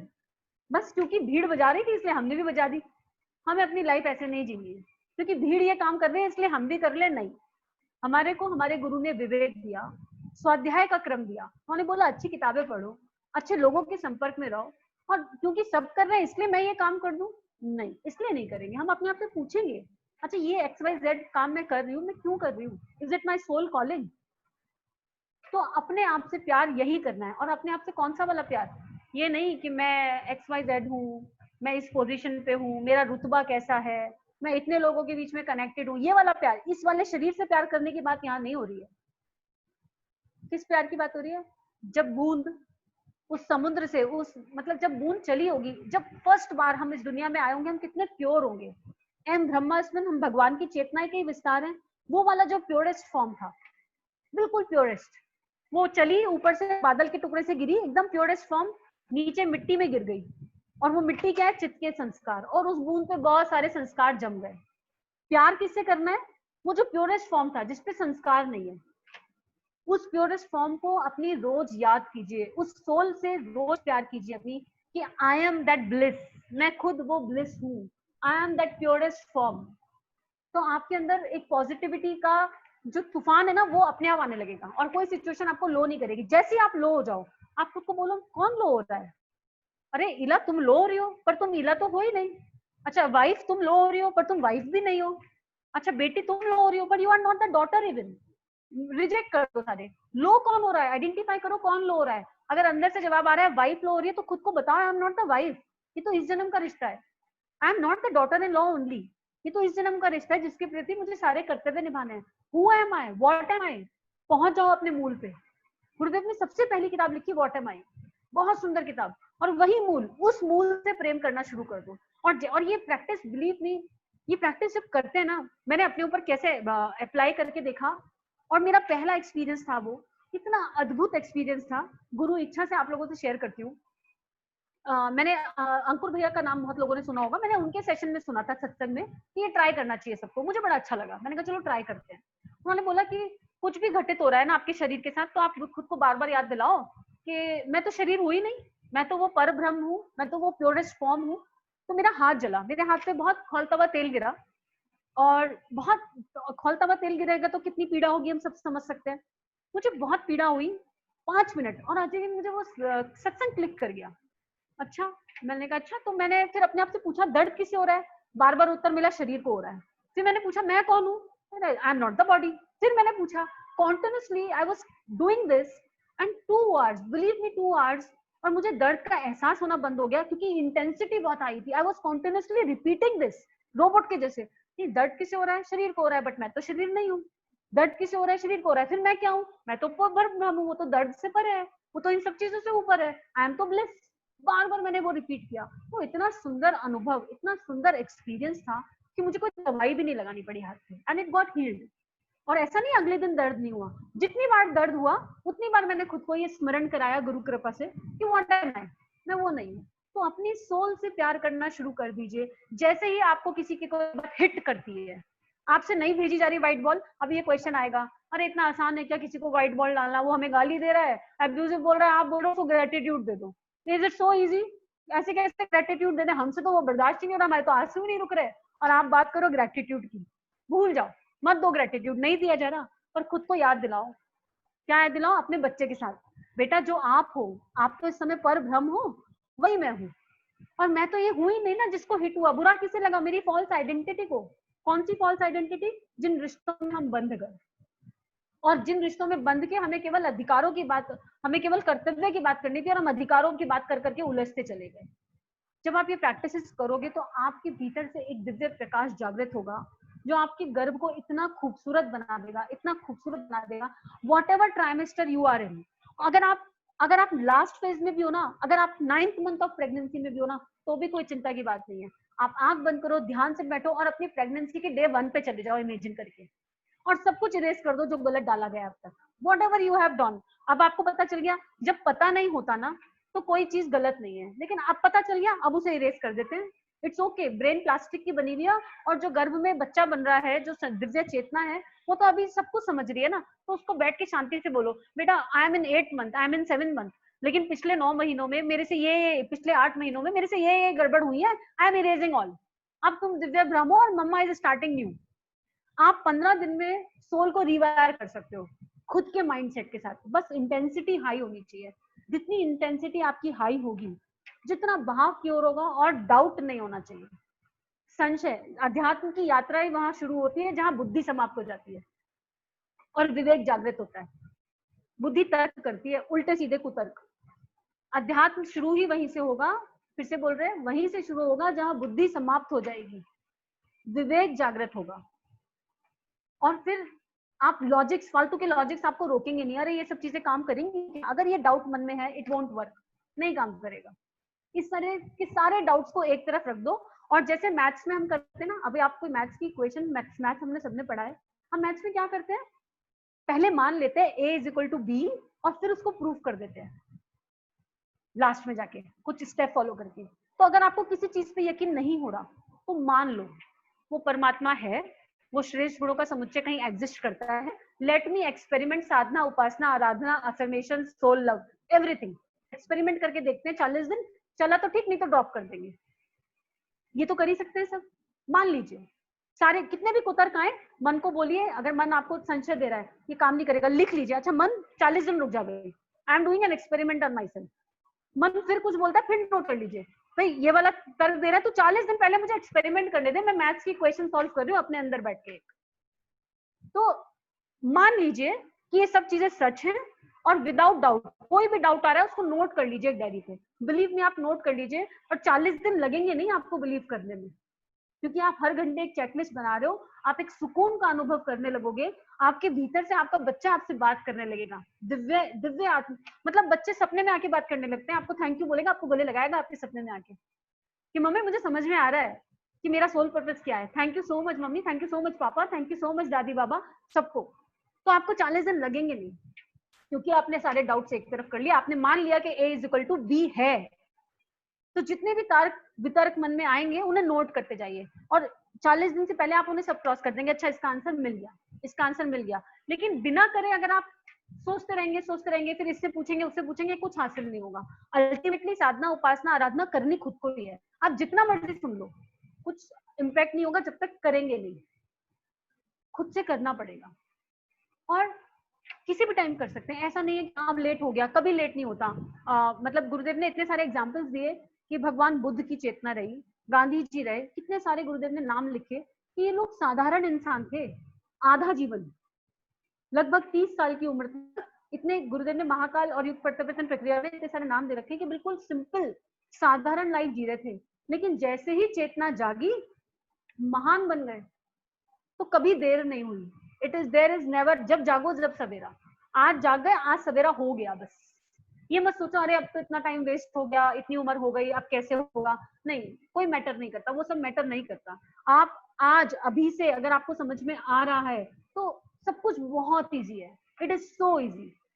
और एज मैटर नहीं करती। KFC 65 की एज में उन्होंने, अंकल जी ने शुरू किया और आज देखो कितना बढ़िया काम कर रहे हैं, लाइव एग्जाम्पल है इस समय का, है ना। ऐसी बहुत सारे चीजें हैं, एफर्मेशन, साधना, उपासना, आराधना। और अब क्या करते हैं, अगर किसी का एक दो क्वेश्चन है, क्या टाइम हो रहा है समय का, मैं कहीं ऐसे ना हो कि समय मिस कर दूं। हाँ, तो ऐसा करते हैं, अगर एक दो क्वेश्चंस किसी के हैं तो वो ले लेते हैं और फिर एक छोटा सा ध्यान करते हैं। और ये ध्यान कोई भी कर सकता है, ये ध्यान आपका सोल से कोई भी कनेक्शन हो, कुछ भी कनेक्शन हो आपका सोल से, आप किसी भी रिलेशनशिप में हो सोल के, आप ये ध्यान कर सकते हैं। क्योंकि इस ध्यान के माध्यम से हम आने वाली चेतना को ये वादा कर रहे हैं, ये प्रॉमिस करने का प्रयास करेंगे कि तुम आओ और इस भगवान की इस बगिया में जो भी रोल तुम प्ले करने आ रहे हो उसमें मैं तुम्हारे साथ हूँ। आई will support you the maximum. मैं कभी अपनी कामनाओं का बोझ तुम पर नहीं ला दूंगी या ला दूंगा। हम सारा परिवार, सारी फैमिली तुम्हारे साथ है। इस ध्यान के माध्यम से हम ये प्रयास करेंगे कि हम सोल को ये प्रॉमिस कर सके। और जब मन में भाव बन जाए, और बाकी जब ध्यान में जाते हैं तो भगवान किसी भी दिशा में ले जाते हैं, तो देखते हैं किधर रहता है। उसके पहले अगर कोई क्वेश्चन है किसी का तो ले लेते हैं, और आशा है भगवान ने आप तक जो वो देना चाहते थे पहुंचाया होगा। एकदम सदगुरु एकदम नमः। चैट में, अच्छा मैंने चैट्स नहीं देखे। एक क्वेश्चन दीपा दीदी का आया हुआ है, वी आर इनटू 8, प्राइवेट पे क्वेश्चंस आए हुए हैं। We are into 8 month of pregnancy, can we change and erase our thought from now. हाँ जी दीदी, इस बारे में हमने ऑलरेडी बात की, कभी भी any time rewiring can happen. In fact आपका बच्चा 5 साल 4 साल का भी है, देन ऑल्सो कोई भी एज मैटर नहीं करेगी। आप इमेजिन करो, आप उस समय में चले जाओ जब आप प्रेग्नेंट थे। और एक स्लीप थेरेपी होती है, अगर किसी के बच्चे बड़े हो गए तो एक स्लीप थेरेपी होती है। आप बच्चे के पास रात को बैठो, जब वो बिल्कुल सोने की स्थिति में हो, उसके अपना राइट हैंड बच्चे के माथे पे रखो, आज्ञा चक्र पे रखो, और बच्चे को हर चीज के लिए सॉरी बोल दो। बेटा आई एम सॉरी, मुझसे गलती हो गई, पर now I am doing a fresh start. और आपके बच्चे के संस्कार बदलने लगेंगे। अगर आपको लगता है आपके बच्चे में गुस्सा है, लेकिन वो आपकी प्रेगनेंसी का रिजल्ट है, आप प्रेग्नेंट थे तब आपने बहुत गुस्सा किया, बहुत चिड़चिड़े रहे, और आपके बच्चे में वो संस्कार अभी आ गया, एवरीथिंग कैन बी इरेज्ड। कभी भी लेट नहीं हुई। गुरुदेव ने कहा ना, जब जागो तब सवेरा। एक आया हुआ है कौशल भैया का, दीदी का, my first child has milestone delay, so I have the fear back of my mind for the second child, it will give suggestions air रहते हैं, ध्यान रखना, ये वो एक्स्ट्रा क्या करूं, गुस्सा आ जाता है। दीदी बोल रहे हैं कि दीदी का जो पहला था बच्चा, मतलब कुछ कारण से मिसकैरेज हुआ, और अब जो है सेकंड में उनको एक फियर बैठ गया है। दीदी ये ह्यूमन नेचर है, बीइंग ह्यूमन फियर बैठ गया है। लेकिन अगर इसका पॉजिटिव साइड आप देखोगे तो क्या हुआ, ये आपको ये बता रहा है कि हम बच्चे को जन्म दे रहे हैं, जीवन नहीं दे रहे हैं। मिसकैरेज इसी बात का प्रूफ है कि हम जन्म दे रहे हैं, जीवन नहीं। दूसरा, उस बच्चे का इतना ही कार्मिक पैटर्न था आपके साथ, वो आया और आके चला गया, और यू नेवर नो कि वही सोल दोबारा आपके गर्भ में आई हो। तो फियर किस बात का? आप तो उस बच्चे को उसकी जो, और ये भी हो सकता है कि पहले जो उसको चाहिए हो वो उसे मिला नहीं, और अब सारी सिचुएशन वैसी बन गई हो कि भाई सारे पैरामीटर फिट हो गए, बच्चा गर्भ में आया। और जीवात्मा जगत के नियम के हिसाब, बुक के हिसाब से ऐसा भी बोलते हैं कि within 1 year soul have a choice. गर्भ के अंदर सोल के पास चॉइस होती है। अगर उसे लगता है कि नहीं यार ये अभी मेरे मम्मी पापा रेडी नहीं है, जो मैंने सोचा था वैसा कुछ नहीं हो रहा, तो they at times choose to go back, right. लेकिन कार्मिक पैटर्न्स भी होते हैं, तो इसमें बहुत सारी थ्योरी होती है। बट आप बिल्कुल फियर मत रखो, और आप पुराने वाले बच्चे को भी जो आपके पहले गर्भ में था उसको स्मरण करो। और कोई कुछ बोल रहा है अगर ऐसा थॉट, तो पहले तो कोशिश करो कि आप कम बात करोगे, और नहीं हो रहा है तो सूक्ष्म में उन लोगों को पॉजिटिव वाइब भेजो और उन्हें बताओ कि जब हम जैसा हम सोचते हैं वैसा हम बन जाते हैं। जब आप सूक्ष्म से समझाओगे तो उसका इम्पैक्ट ज्यादा होगा, अगर वो फेस टू फेस इस बात को नहीं समझ रहे हैं। सबटिल का इम्पैक्ट ज्यादा होगा, लेकिन जो आपके पास है आप वही दोगे ना। तो आप पहले उपासना, साधना, आराधना 11 दिन करो, और फिर उसी उपासना में जो लोग नेगेटिव बोल रहे हैं उनको इमेजिन करो और उनको समझाओ ये बात कि I am happy, my baby is happy, there is no need of any fear. और फिर आप ये समझो कि ये सोल्स कितनी बड़ी वैरियर हैं जो इस परिस्थिति में आ रही है, जब बाहर आधे लोग फियर में है। अगर इस टाइम पे एक सोल आना चूज करे तो क्या मतलब क्या गजब की सोल होगी वो, इमेजिन करो। तो आपको बस अपने वेसल को क्लीन करना है, और फियर क्या करेगा, उस वेसल को थोड़ा गंदा कर देगा। तो आई थिंक दीदी आपको आंसर मिल गया होगा कि ये सारी प्रैक्टिसेस जब आप करोगे तो ऑटोमेटिक आपका वेसल क्लीन हो जाएगा और ये फियर ना अपने आप चला जाएगा। और फियर का एक रूट कॉज क्या है, मेरा बच्चा। भाई दुनिया में कितने बच्चे रोज जा रहे हैं, हमें सबके लिए डर आता है क्या? दुनिया में कितनी आत्माएं रोज जा रही हैं, हमें नहीं आता ना सबके लिए भय। यहाँ आसक्ति का भाव, मेरा बच्चा, आने से पहले ही हम अटैच्ड है। तो अटैचमेंट से ऊपर आने की प्रैक्टिस कीजिए दीदी। मेरा बच्चा नहीं, दिव्य आत्मा, एक सोल जो मेरे गर्भ में आई है और जिसको मुझे नर्चर करना है जगत जननी बनके, ऐसा वाला भाव। मेरा बच्चा नहीं, जगत जननी बनके I will nurture the soul. और कोई क्वेश्चन नहीं, और कोई क्वेश्चन नहीं है यहाँ पे। तो अगर भैया वरुण भैया तो फिर ध्यान ले ले क्या एक छोटा सा, अगर सब लोग ओके हैं, प्रयास रहेगा 15-20 मिनट का शायद रहेगा। दीदी अपने पास टाइम है, अपने को 4:20 तक टाइम है। 4:30 से श्याम बिहारी दुबे जी का गायत्री ही कामधेनु है, 4:30 से है। तो जो भी आगे कंटिन्यू करना चाहे करें आप। 20 आपके पास 18 मिनट्स है। ठीक जी भैया, एक छोटा सा ध्यान लेने की कोशिश करते हैं। हाँ तो कर दीजिए, आपको अगर मीन्स कंटिन्यू करिए, 4:20 तक करिए प्लीज। जी जी भैया, थैंक यू सो मच भैया। अभी सभी से रिक्वेस्ट है जो भी जुड़े हुए हैं, और कुछ लोग ऐसे भी जुड़े होंगे जो केवल लर्निंग पर्पज से जुड़ गए, है ना, जिनका यहाँ किसी सोल से कोई कनेक्ट नहीं है, वो लोग सारी सोल से कनेक्ट हो सकते हैं, सबको ब्लेस कर सकते हैं। Believe me, we as an instrument can bless all. तो अगर आप केवल लर्निंग पर्पज से जुड़े हो तो आप सोचो कि आप कितने सारे दिव्य आत्माओं के बीच में इस समय हो, गूज बम्स आपको आ जाएंगे। तो जिनका कोई कनेक्शन है, they have already a connection, एक अटैचमेंट तो है ही, मेरा नाती, मेरा पोता, मेरा बच्चा, ये सब तो है ही। तो they already have a affection आने वाले बच्चे के लिए। लेकिन जिन लोगों का कोई कनेक्शन एज सच नहीं है शरीर रूप से, आत्म स्तर पे हम सब एक हैं, तो वो भी इसको कर सकते हैं। Blessing all, imagining a womb of Adi Shakti माँ Gayatri and imagining all the soul sitting behind that. तो एक प्रयास है, आप लोग अपनी कंफर्टेबल पोजीशन चूज कर लीजिए, बिल्कुल कंफर्टेबल पोजीशन, जरूरी नहीं है क्योंकि गर्भवती स्त्रियां हैं और आप लोग एक अनइजीनेस हो जाती है इतनी देर से, अगर बैठे होंगे कुछ होगा, तो एक बेस्टेस्ट पोजीशन अपने लिए चूज कर लीजिए।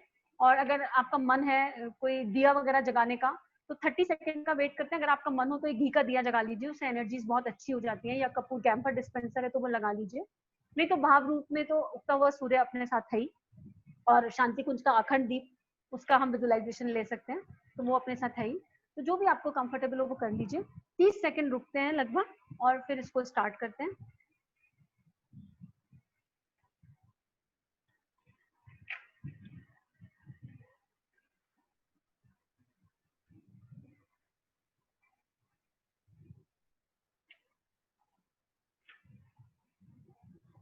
आंखें सहजता से बंद, आंखें सहजता से बंद, चेहरे पर एक मुस्कान जो भीतर से आ रही है, चेहरे पर एक मुस्कान जो बिल्कुल अंदर से, हृदय की अनंत गहराइयों से आ रही है। जितनी भी माँ हैं वो अपने गर्भ पे हाथ रख सकती हैं, और बाकी परिजन जो पिता है या कोई और है, वो उस सोल को अपनी गोदी में, अपने हृदय में इमेजिन कर सकते हैं, जो आपके परिवार में जन्म लेने वाली है। एक दिव्य आत्मा, एक दिव्य चेतना। कहिए इस सोल से कि बेटा, बच्चे, हम तुम्हें एक ऐसी यात्रा पे ले जाने का प्रयास कर रहे हैं जहां तुम और मैं एक ही हैं, जहां कोई अंतर ही नहीं है। बच्चे से पूरी तरह, उस सोल से पूरी तरह कनेक्ट फील करते हुए अनंत ब्रह्मांड को विजुलाइज कीजिए। एक बहुत बड़ा ब्रह्मांड, अनंत ब्रह्मांड जिसका कोई ओर या छोर नहीं है। चारों तरफ दिव्य प्रकाश, चारों तरफ दिव्य सफेद रंग का प्रकाश, आत्मा को स्पर्श करने वाला प्रकाश।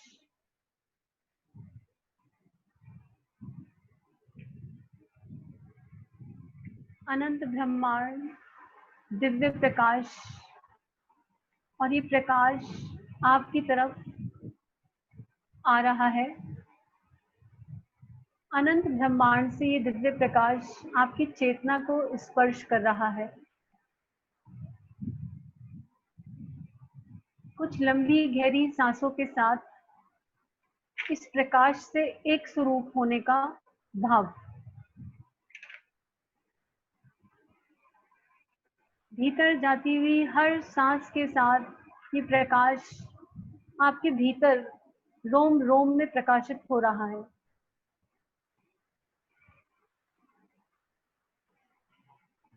देखिए इस प्रकाश को आपके सिर से लेकर पांव तक रोम रोम में प्रकाशित होते हुए। भीतर जाती हुई हर सांस के साथ आपका सिर, आंख, नाक, कान, गाल, गला, होंठ, पूरा सिर इस दिव्य प्रकाश से, एक एक अंग इस दिव्य प्रकाश से प्रकाशित होता हुआ, अनंत ब्रह्मांड से आता हुआ दिव्य प्रकाश हर सांस के साथ आपको अंदर बाहर से प्रकाशित कर रहा है। आपका धड़ का पूरा हिस्सा, कंप्लीट बैकबोन, कंप्लीट स्पाइन, दिव्यता, प्रकाश,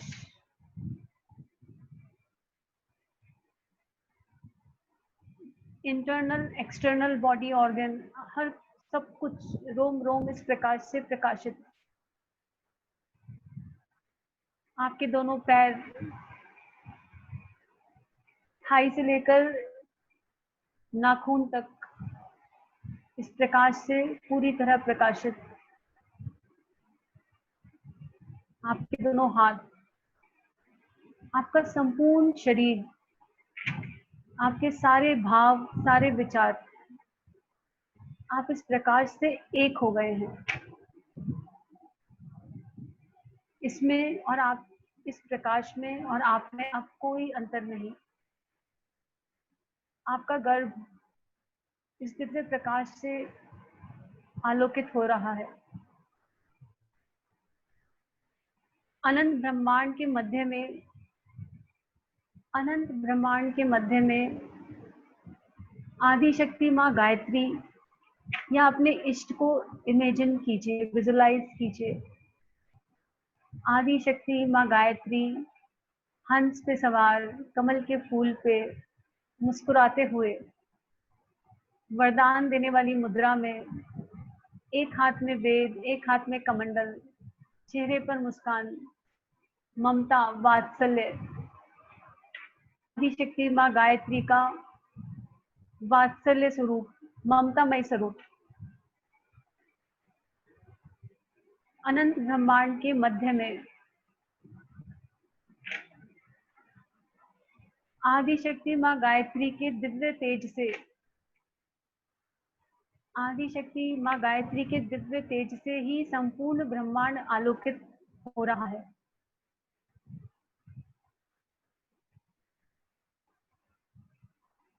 महसूस कीजिए कि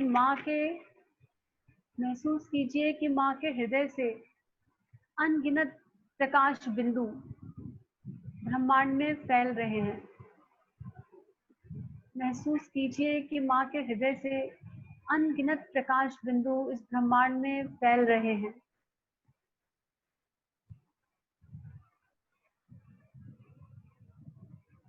इन्हीं प्रकाश बिंदुओं में से एक बिंदु आपके गर्भ की तरफ जाता हुआ दिव्य, इन्हीं अनगिनत प्रकाश बिंदुओं में से एक बिंदु, एक प्रकाश किरण आपके गर्भ की ओर प्रवेश करती हुई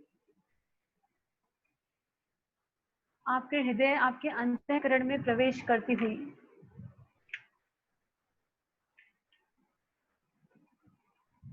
ममता, आदि शक्ति की ममता और वात्सल्य आपके भीतर प्रकट होता हुआ आपकी संतान की हलचल को अपने हृदय में महसूस कीजिए। उस दिव्य अवतारी संतान की हलचल को अपने हृदय में महसूस कीजिए। प्रकाश बिंदु आपके गर्भ में समाता हुआ, आपके गर्भ को आलोकित करता हुआ, आपके हृदय में, उस दिव्य संतान के हृदय में समाता हुआ आपके भीतर असीम वात्सल्य, असीम प्रेम जगाता हुआ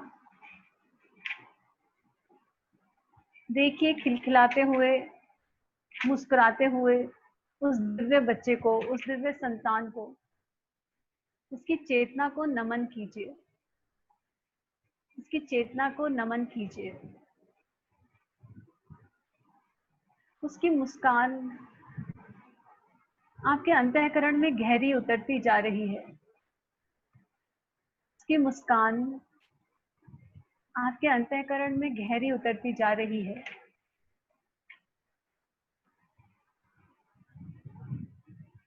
इस सोल से, इस आत्मा से आपका गहरा संबंध है, कई जन्मों का। इस आत्मा से आपका कई जन्मों का गहरा संबंध है। सबसे पहले एक धन्यवाद का भाव, एक धन्यवाद का भाव इस सोल के प्रति व्यक्त कीजिए। आप मेरे जीवन में आए, आपको अनंत आभार। आप मेरे जीवन में आए, आपको अनंत आभार। आपके इस आभार के भाव से देखिए उस आत्मा के मन को प्रफुल्लित होते हुए, आनंद के सागर में डूबते हुए, प्रसन्न होते हुए। बाद इस आत्मा से क्षमा मांगिए। कभी भी, किसी भी जन्म मेरे से आपके प्रति कोई भी त्रुटि हुई हो तो मुझे क्षमा कीजिए। कभी भी, किसी भी जन्म मेरे से आपके प्रति कोई त्रुटि हुई हो तो मुझे क्षमा कीजिए। इस जन्म आपने मुझे अपनी माता, पिता या जो भी आपका संबंध है इस रूप में चुना। मैं आपकी आभारी, मैं आपका आभारी हूँ। पूरे दिल से, पूरे अंतःकरण से क्षमा मांगिए और देखिए आदि शक्ति का अभय स्वरूप उस आत्मा में, और आपको क्षमा करते हुए महसूस कीजिए कि वो आत्मा आपको क्षमा कर रही है और बोल रही है it's okay, let's start new. ठीक है, जो हुआ सो हुआ, अब एक नई शुरुआत। महसूस कीजिए इस संवाद को अपने भीतर घटित होते हुए। जैसे जैसे ये संवाद घनिष्ठ हो जाएगा, वैसे वैसे आपकी आत्मा उस दिव्य चेतना से एक हो जाएगी। महसूस कीजिए इस संवाद को अपने भीतर घटित होते हुए।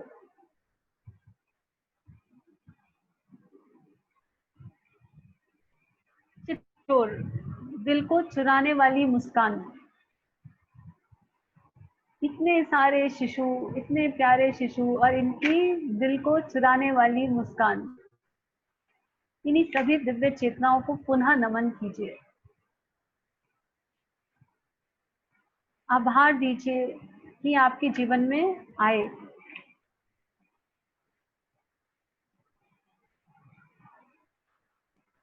अब इस दिव्य आत्मा से एक वादा कीजिए। हम आपसे वादा करते हैं कि आप जिस भी उद्देश्य से, हम आपसे वादा करते हैं कि आप जिस भी उद्देश्य से धरती रूपी एक पाठशाला में आ रहे हैं, हम उसमें आपके सहयोगी बनेंगे। हम वादा करते हैं आप धरती रूपी इस पाठशाला में जिस भी महान उद्देश्य से आ रहे हैं, हमें पता है आप आदि शक्ति की संतान हैं, हमें पता है आप अवतारी दिव्य हैं। आपके जन्म लेने के उद्देश्य को पूर्ण करने में हम आपका पूर्णतः सहयोग करेंगे। वादा कीजिए इस संतान से। पूरे दिल से, पूरे अंतःकरण से।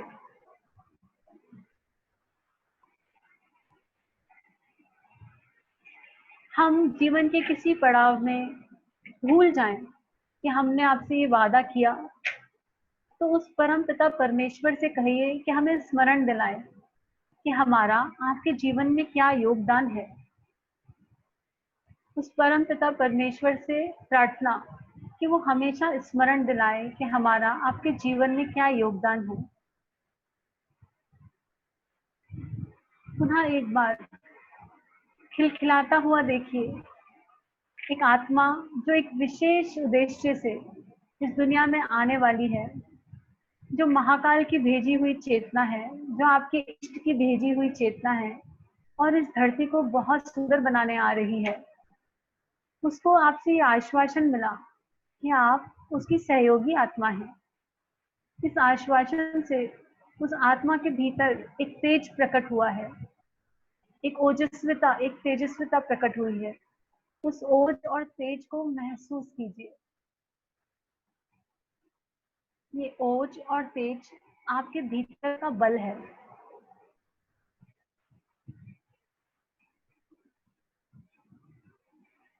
संवाद कीजिए, बताइए, आप और मैं मिलकर, आप और हम मिलकर एक दूसरे को सिखाते हुए, एक दूसरे से सीखते हुए जीवन की इस यात्रा को बहुत खूबसूरती से निभाएंगे।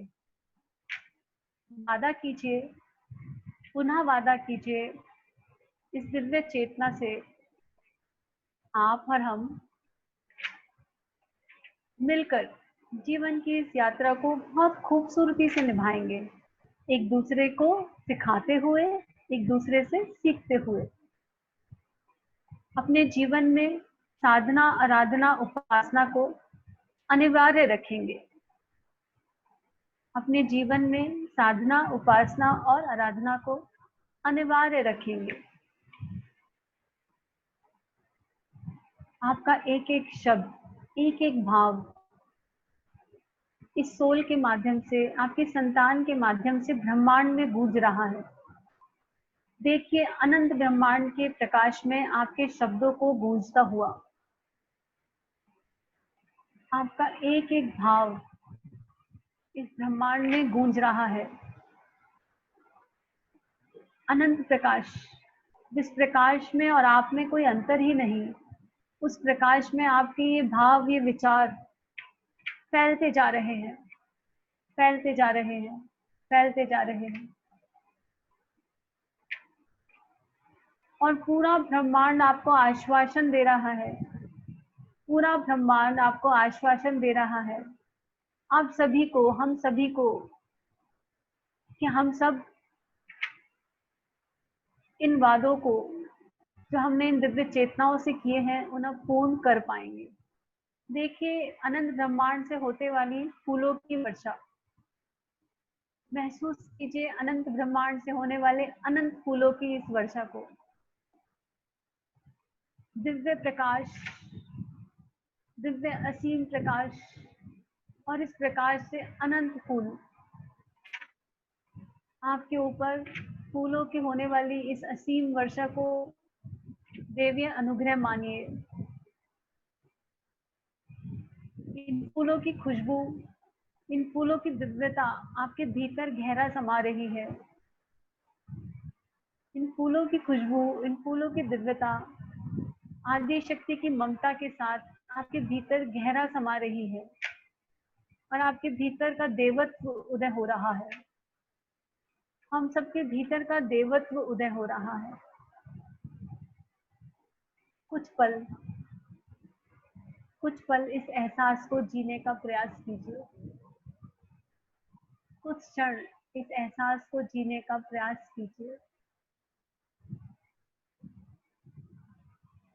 आप महसूस कर सकते हैं एक दिव्यता, एक आवरण आपके चारों तरफ, एक घनीभूत ऊर्जा आपके चारों तरफ, जो आपको हर परिस्थिति में केवल सकारात्मक रखेगी।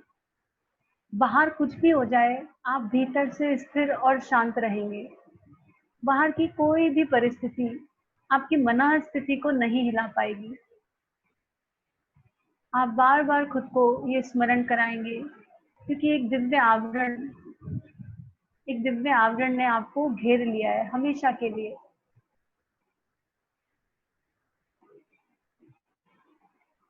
इस दिव्यता को, इस दिव्य ऊर्जा को अपने हृदय में, इस दिव्य ऊर्जा को अपने हृदय में आरोपित करें।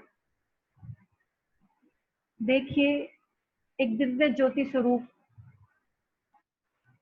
देखिए एक दिव्य ज्योति स्वरूप ऊर्जा आपके हृदय में आरोपित होती हुई, जो आपके भीतर का प्रकाश है। देखिए अपनी संतान के हृदय में भी इसी दिव्य ज्योति को प्रकाशित होते हुए।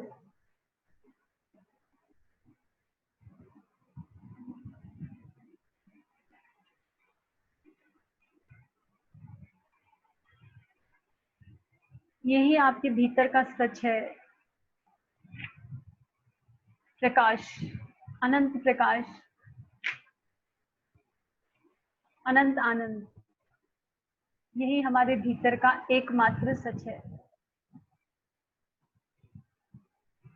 ब्रह्मांड में आदिशक्ति माँ गायत्री का मुस्कुराता हुआ चेहरा, वात्सल्य से परिपूर्ण चेहरा, उन्हें नमन कीजिए, उन्हें धन्यवाद दीजिए इतने सुंदर अनुभवों के लिए। आपकी चेतना को किसी एक पल ने जरूर स्पर्श किया होगा। ये एक पल माँ की ही देन था। माँ को आभार, माँ को धन्यवाद। माँ की चेतना में खुद को डुबो दीजिए। अपनी माँ की चेतना में, आदिशक्ति की चेतना में खुद को डुबो दीजिए। माँ का वात्सल्य आपको पूरी तरह मिल रहा है।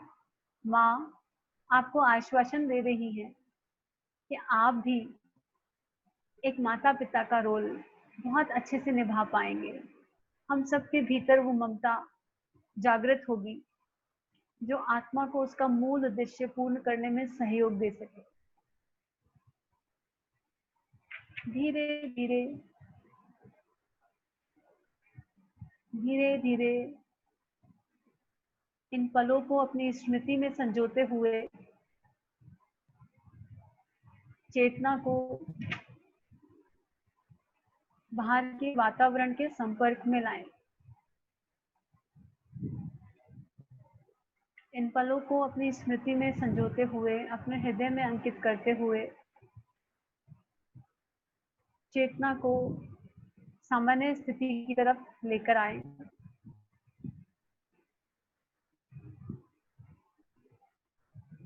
आपके हाथ पैरों में थोड़ी सी हलचल, आपके हाथ पैरों में थोड़ी सी हलचल, आपके शरीर में हल्की सी हलचल, आपकी मन स्थिति में सकारात्मक बदलाव, प्रकाश, हलचल।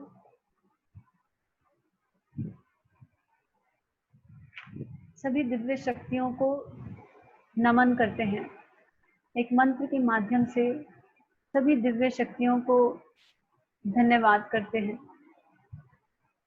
ओम नमो संतवाय सहस्त्रमूर्तये सहस्रपादाक्षिशिरोर्भावे सहस्रनाम्ने गुरवे नमः। ओम शांति शांति शांति। सर्वरिष्ट सुशांतिर्भवतु।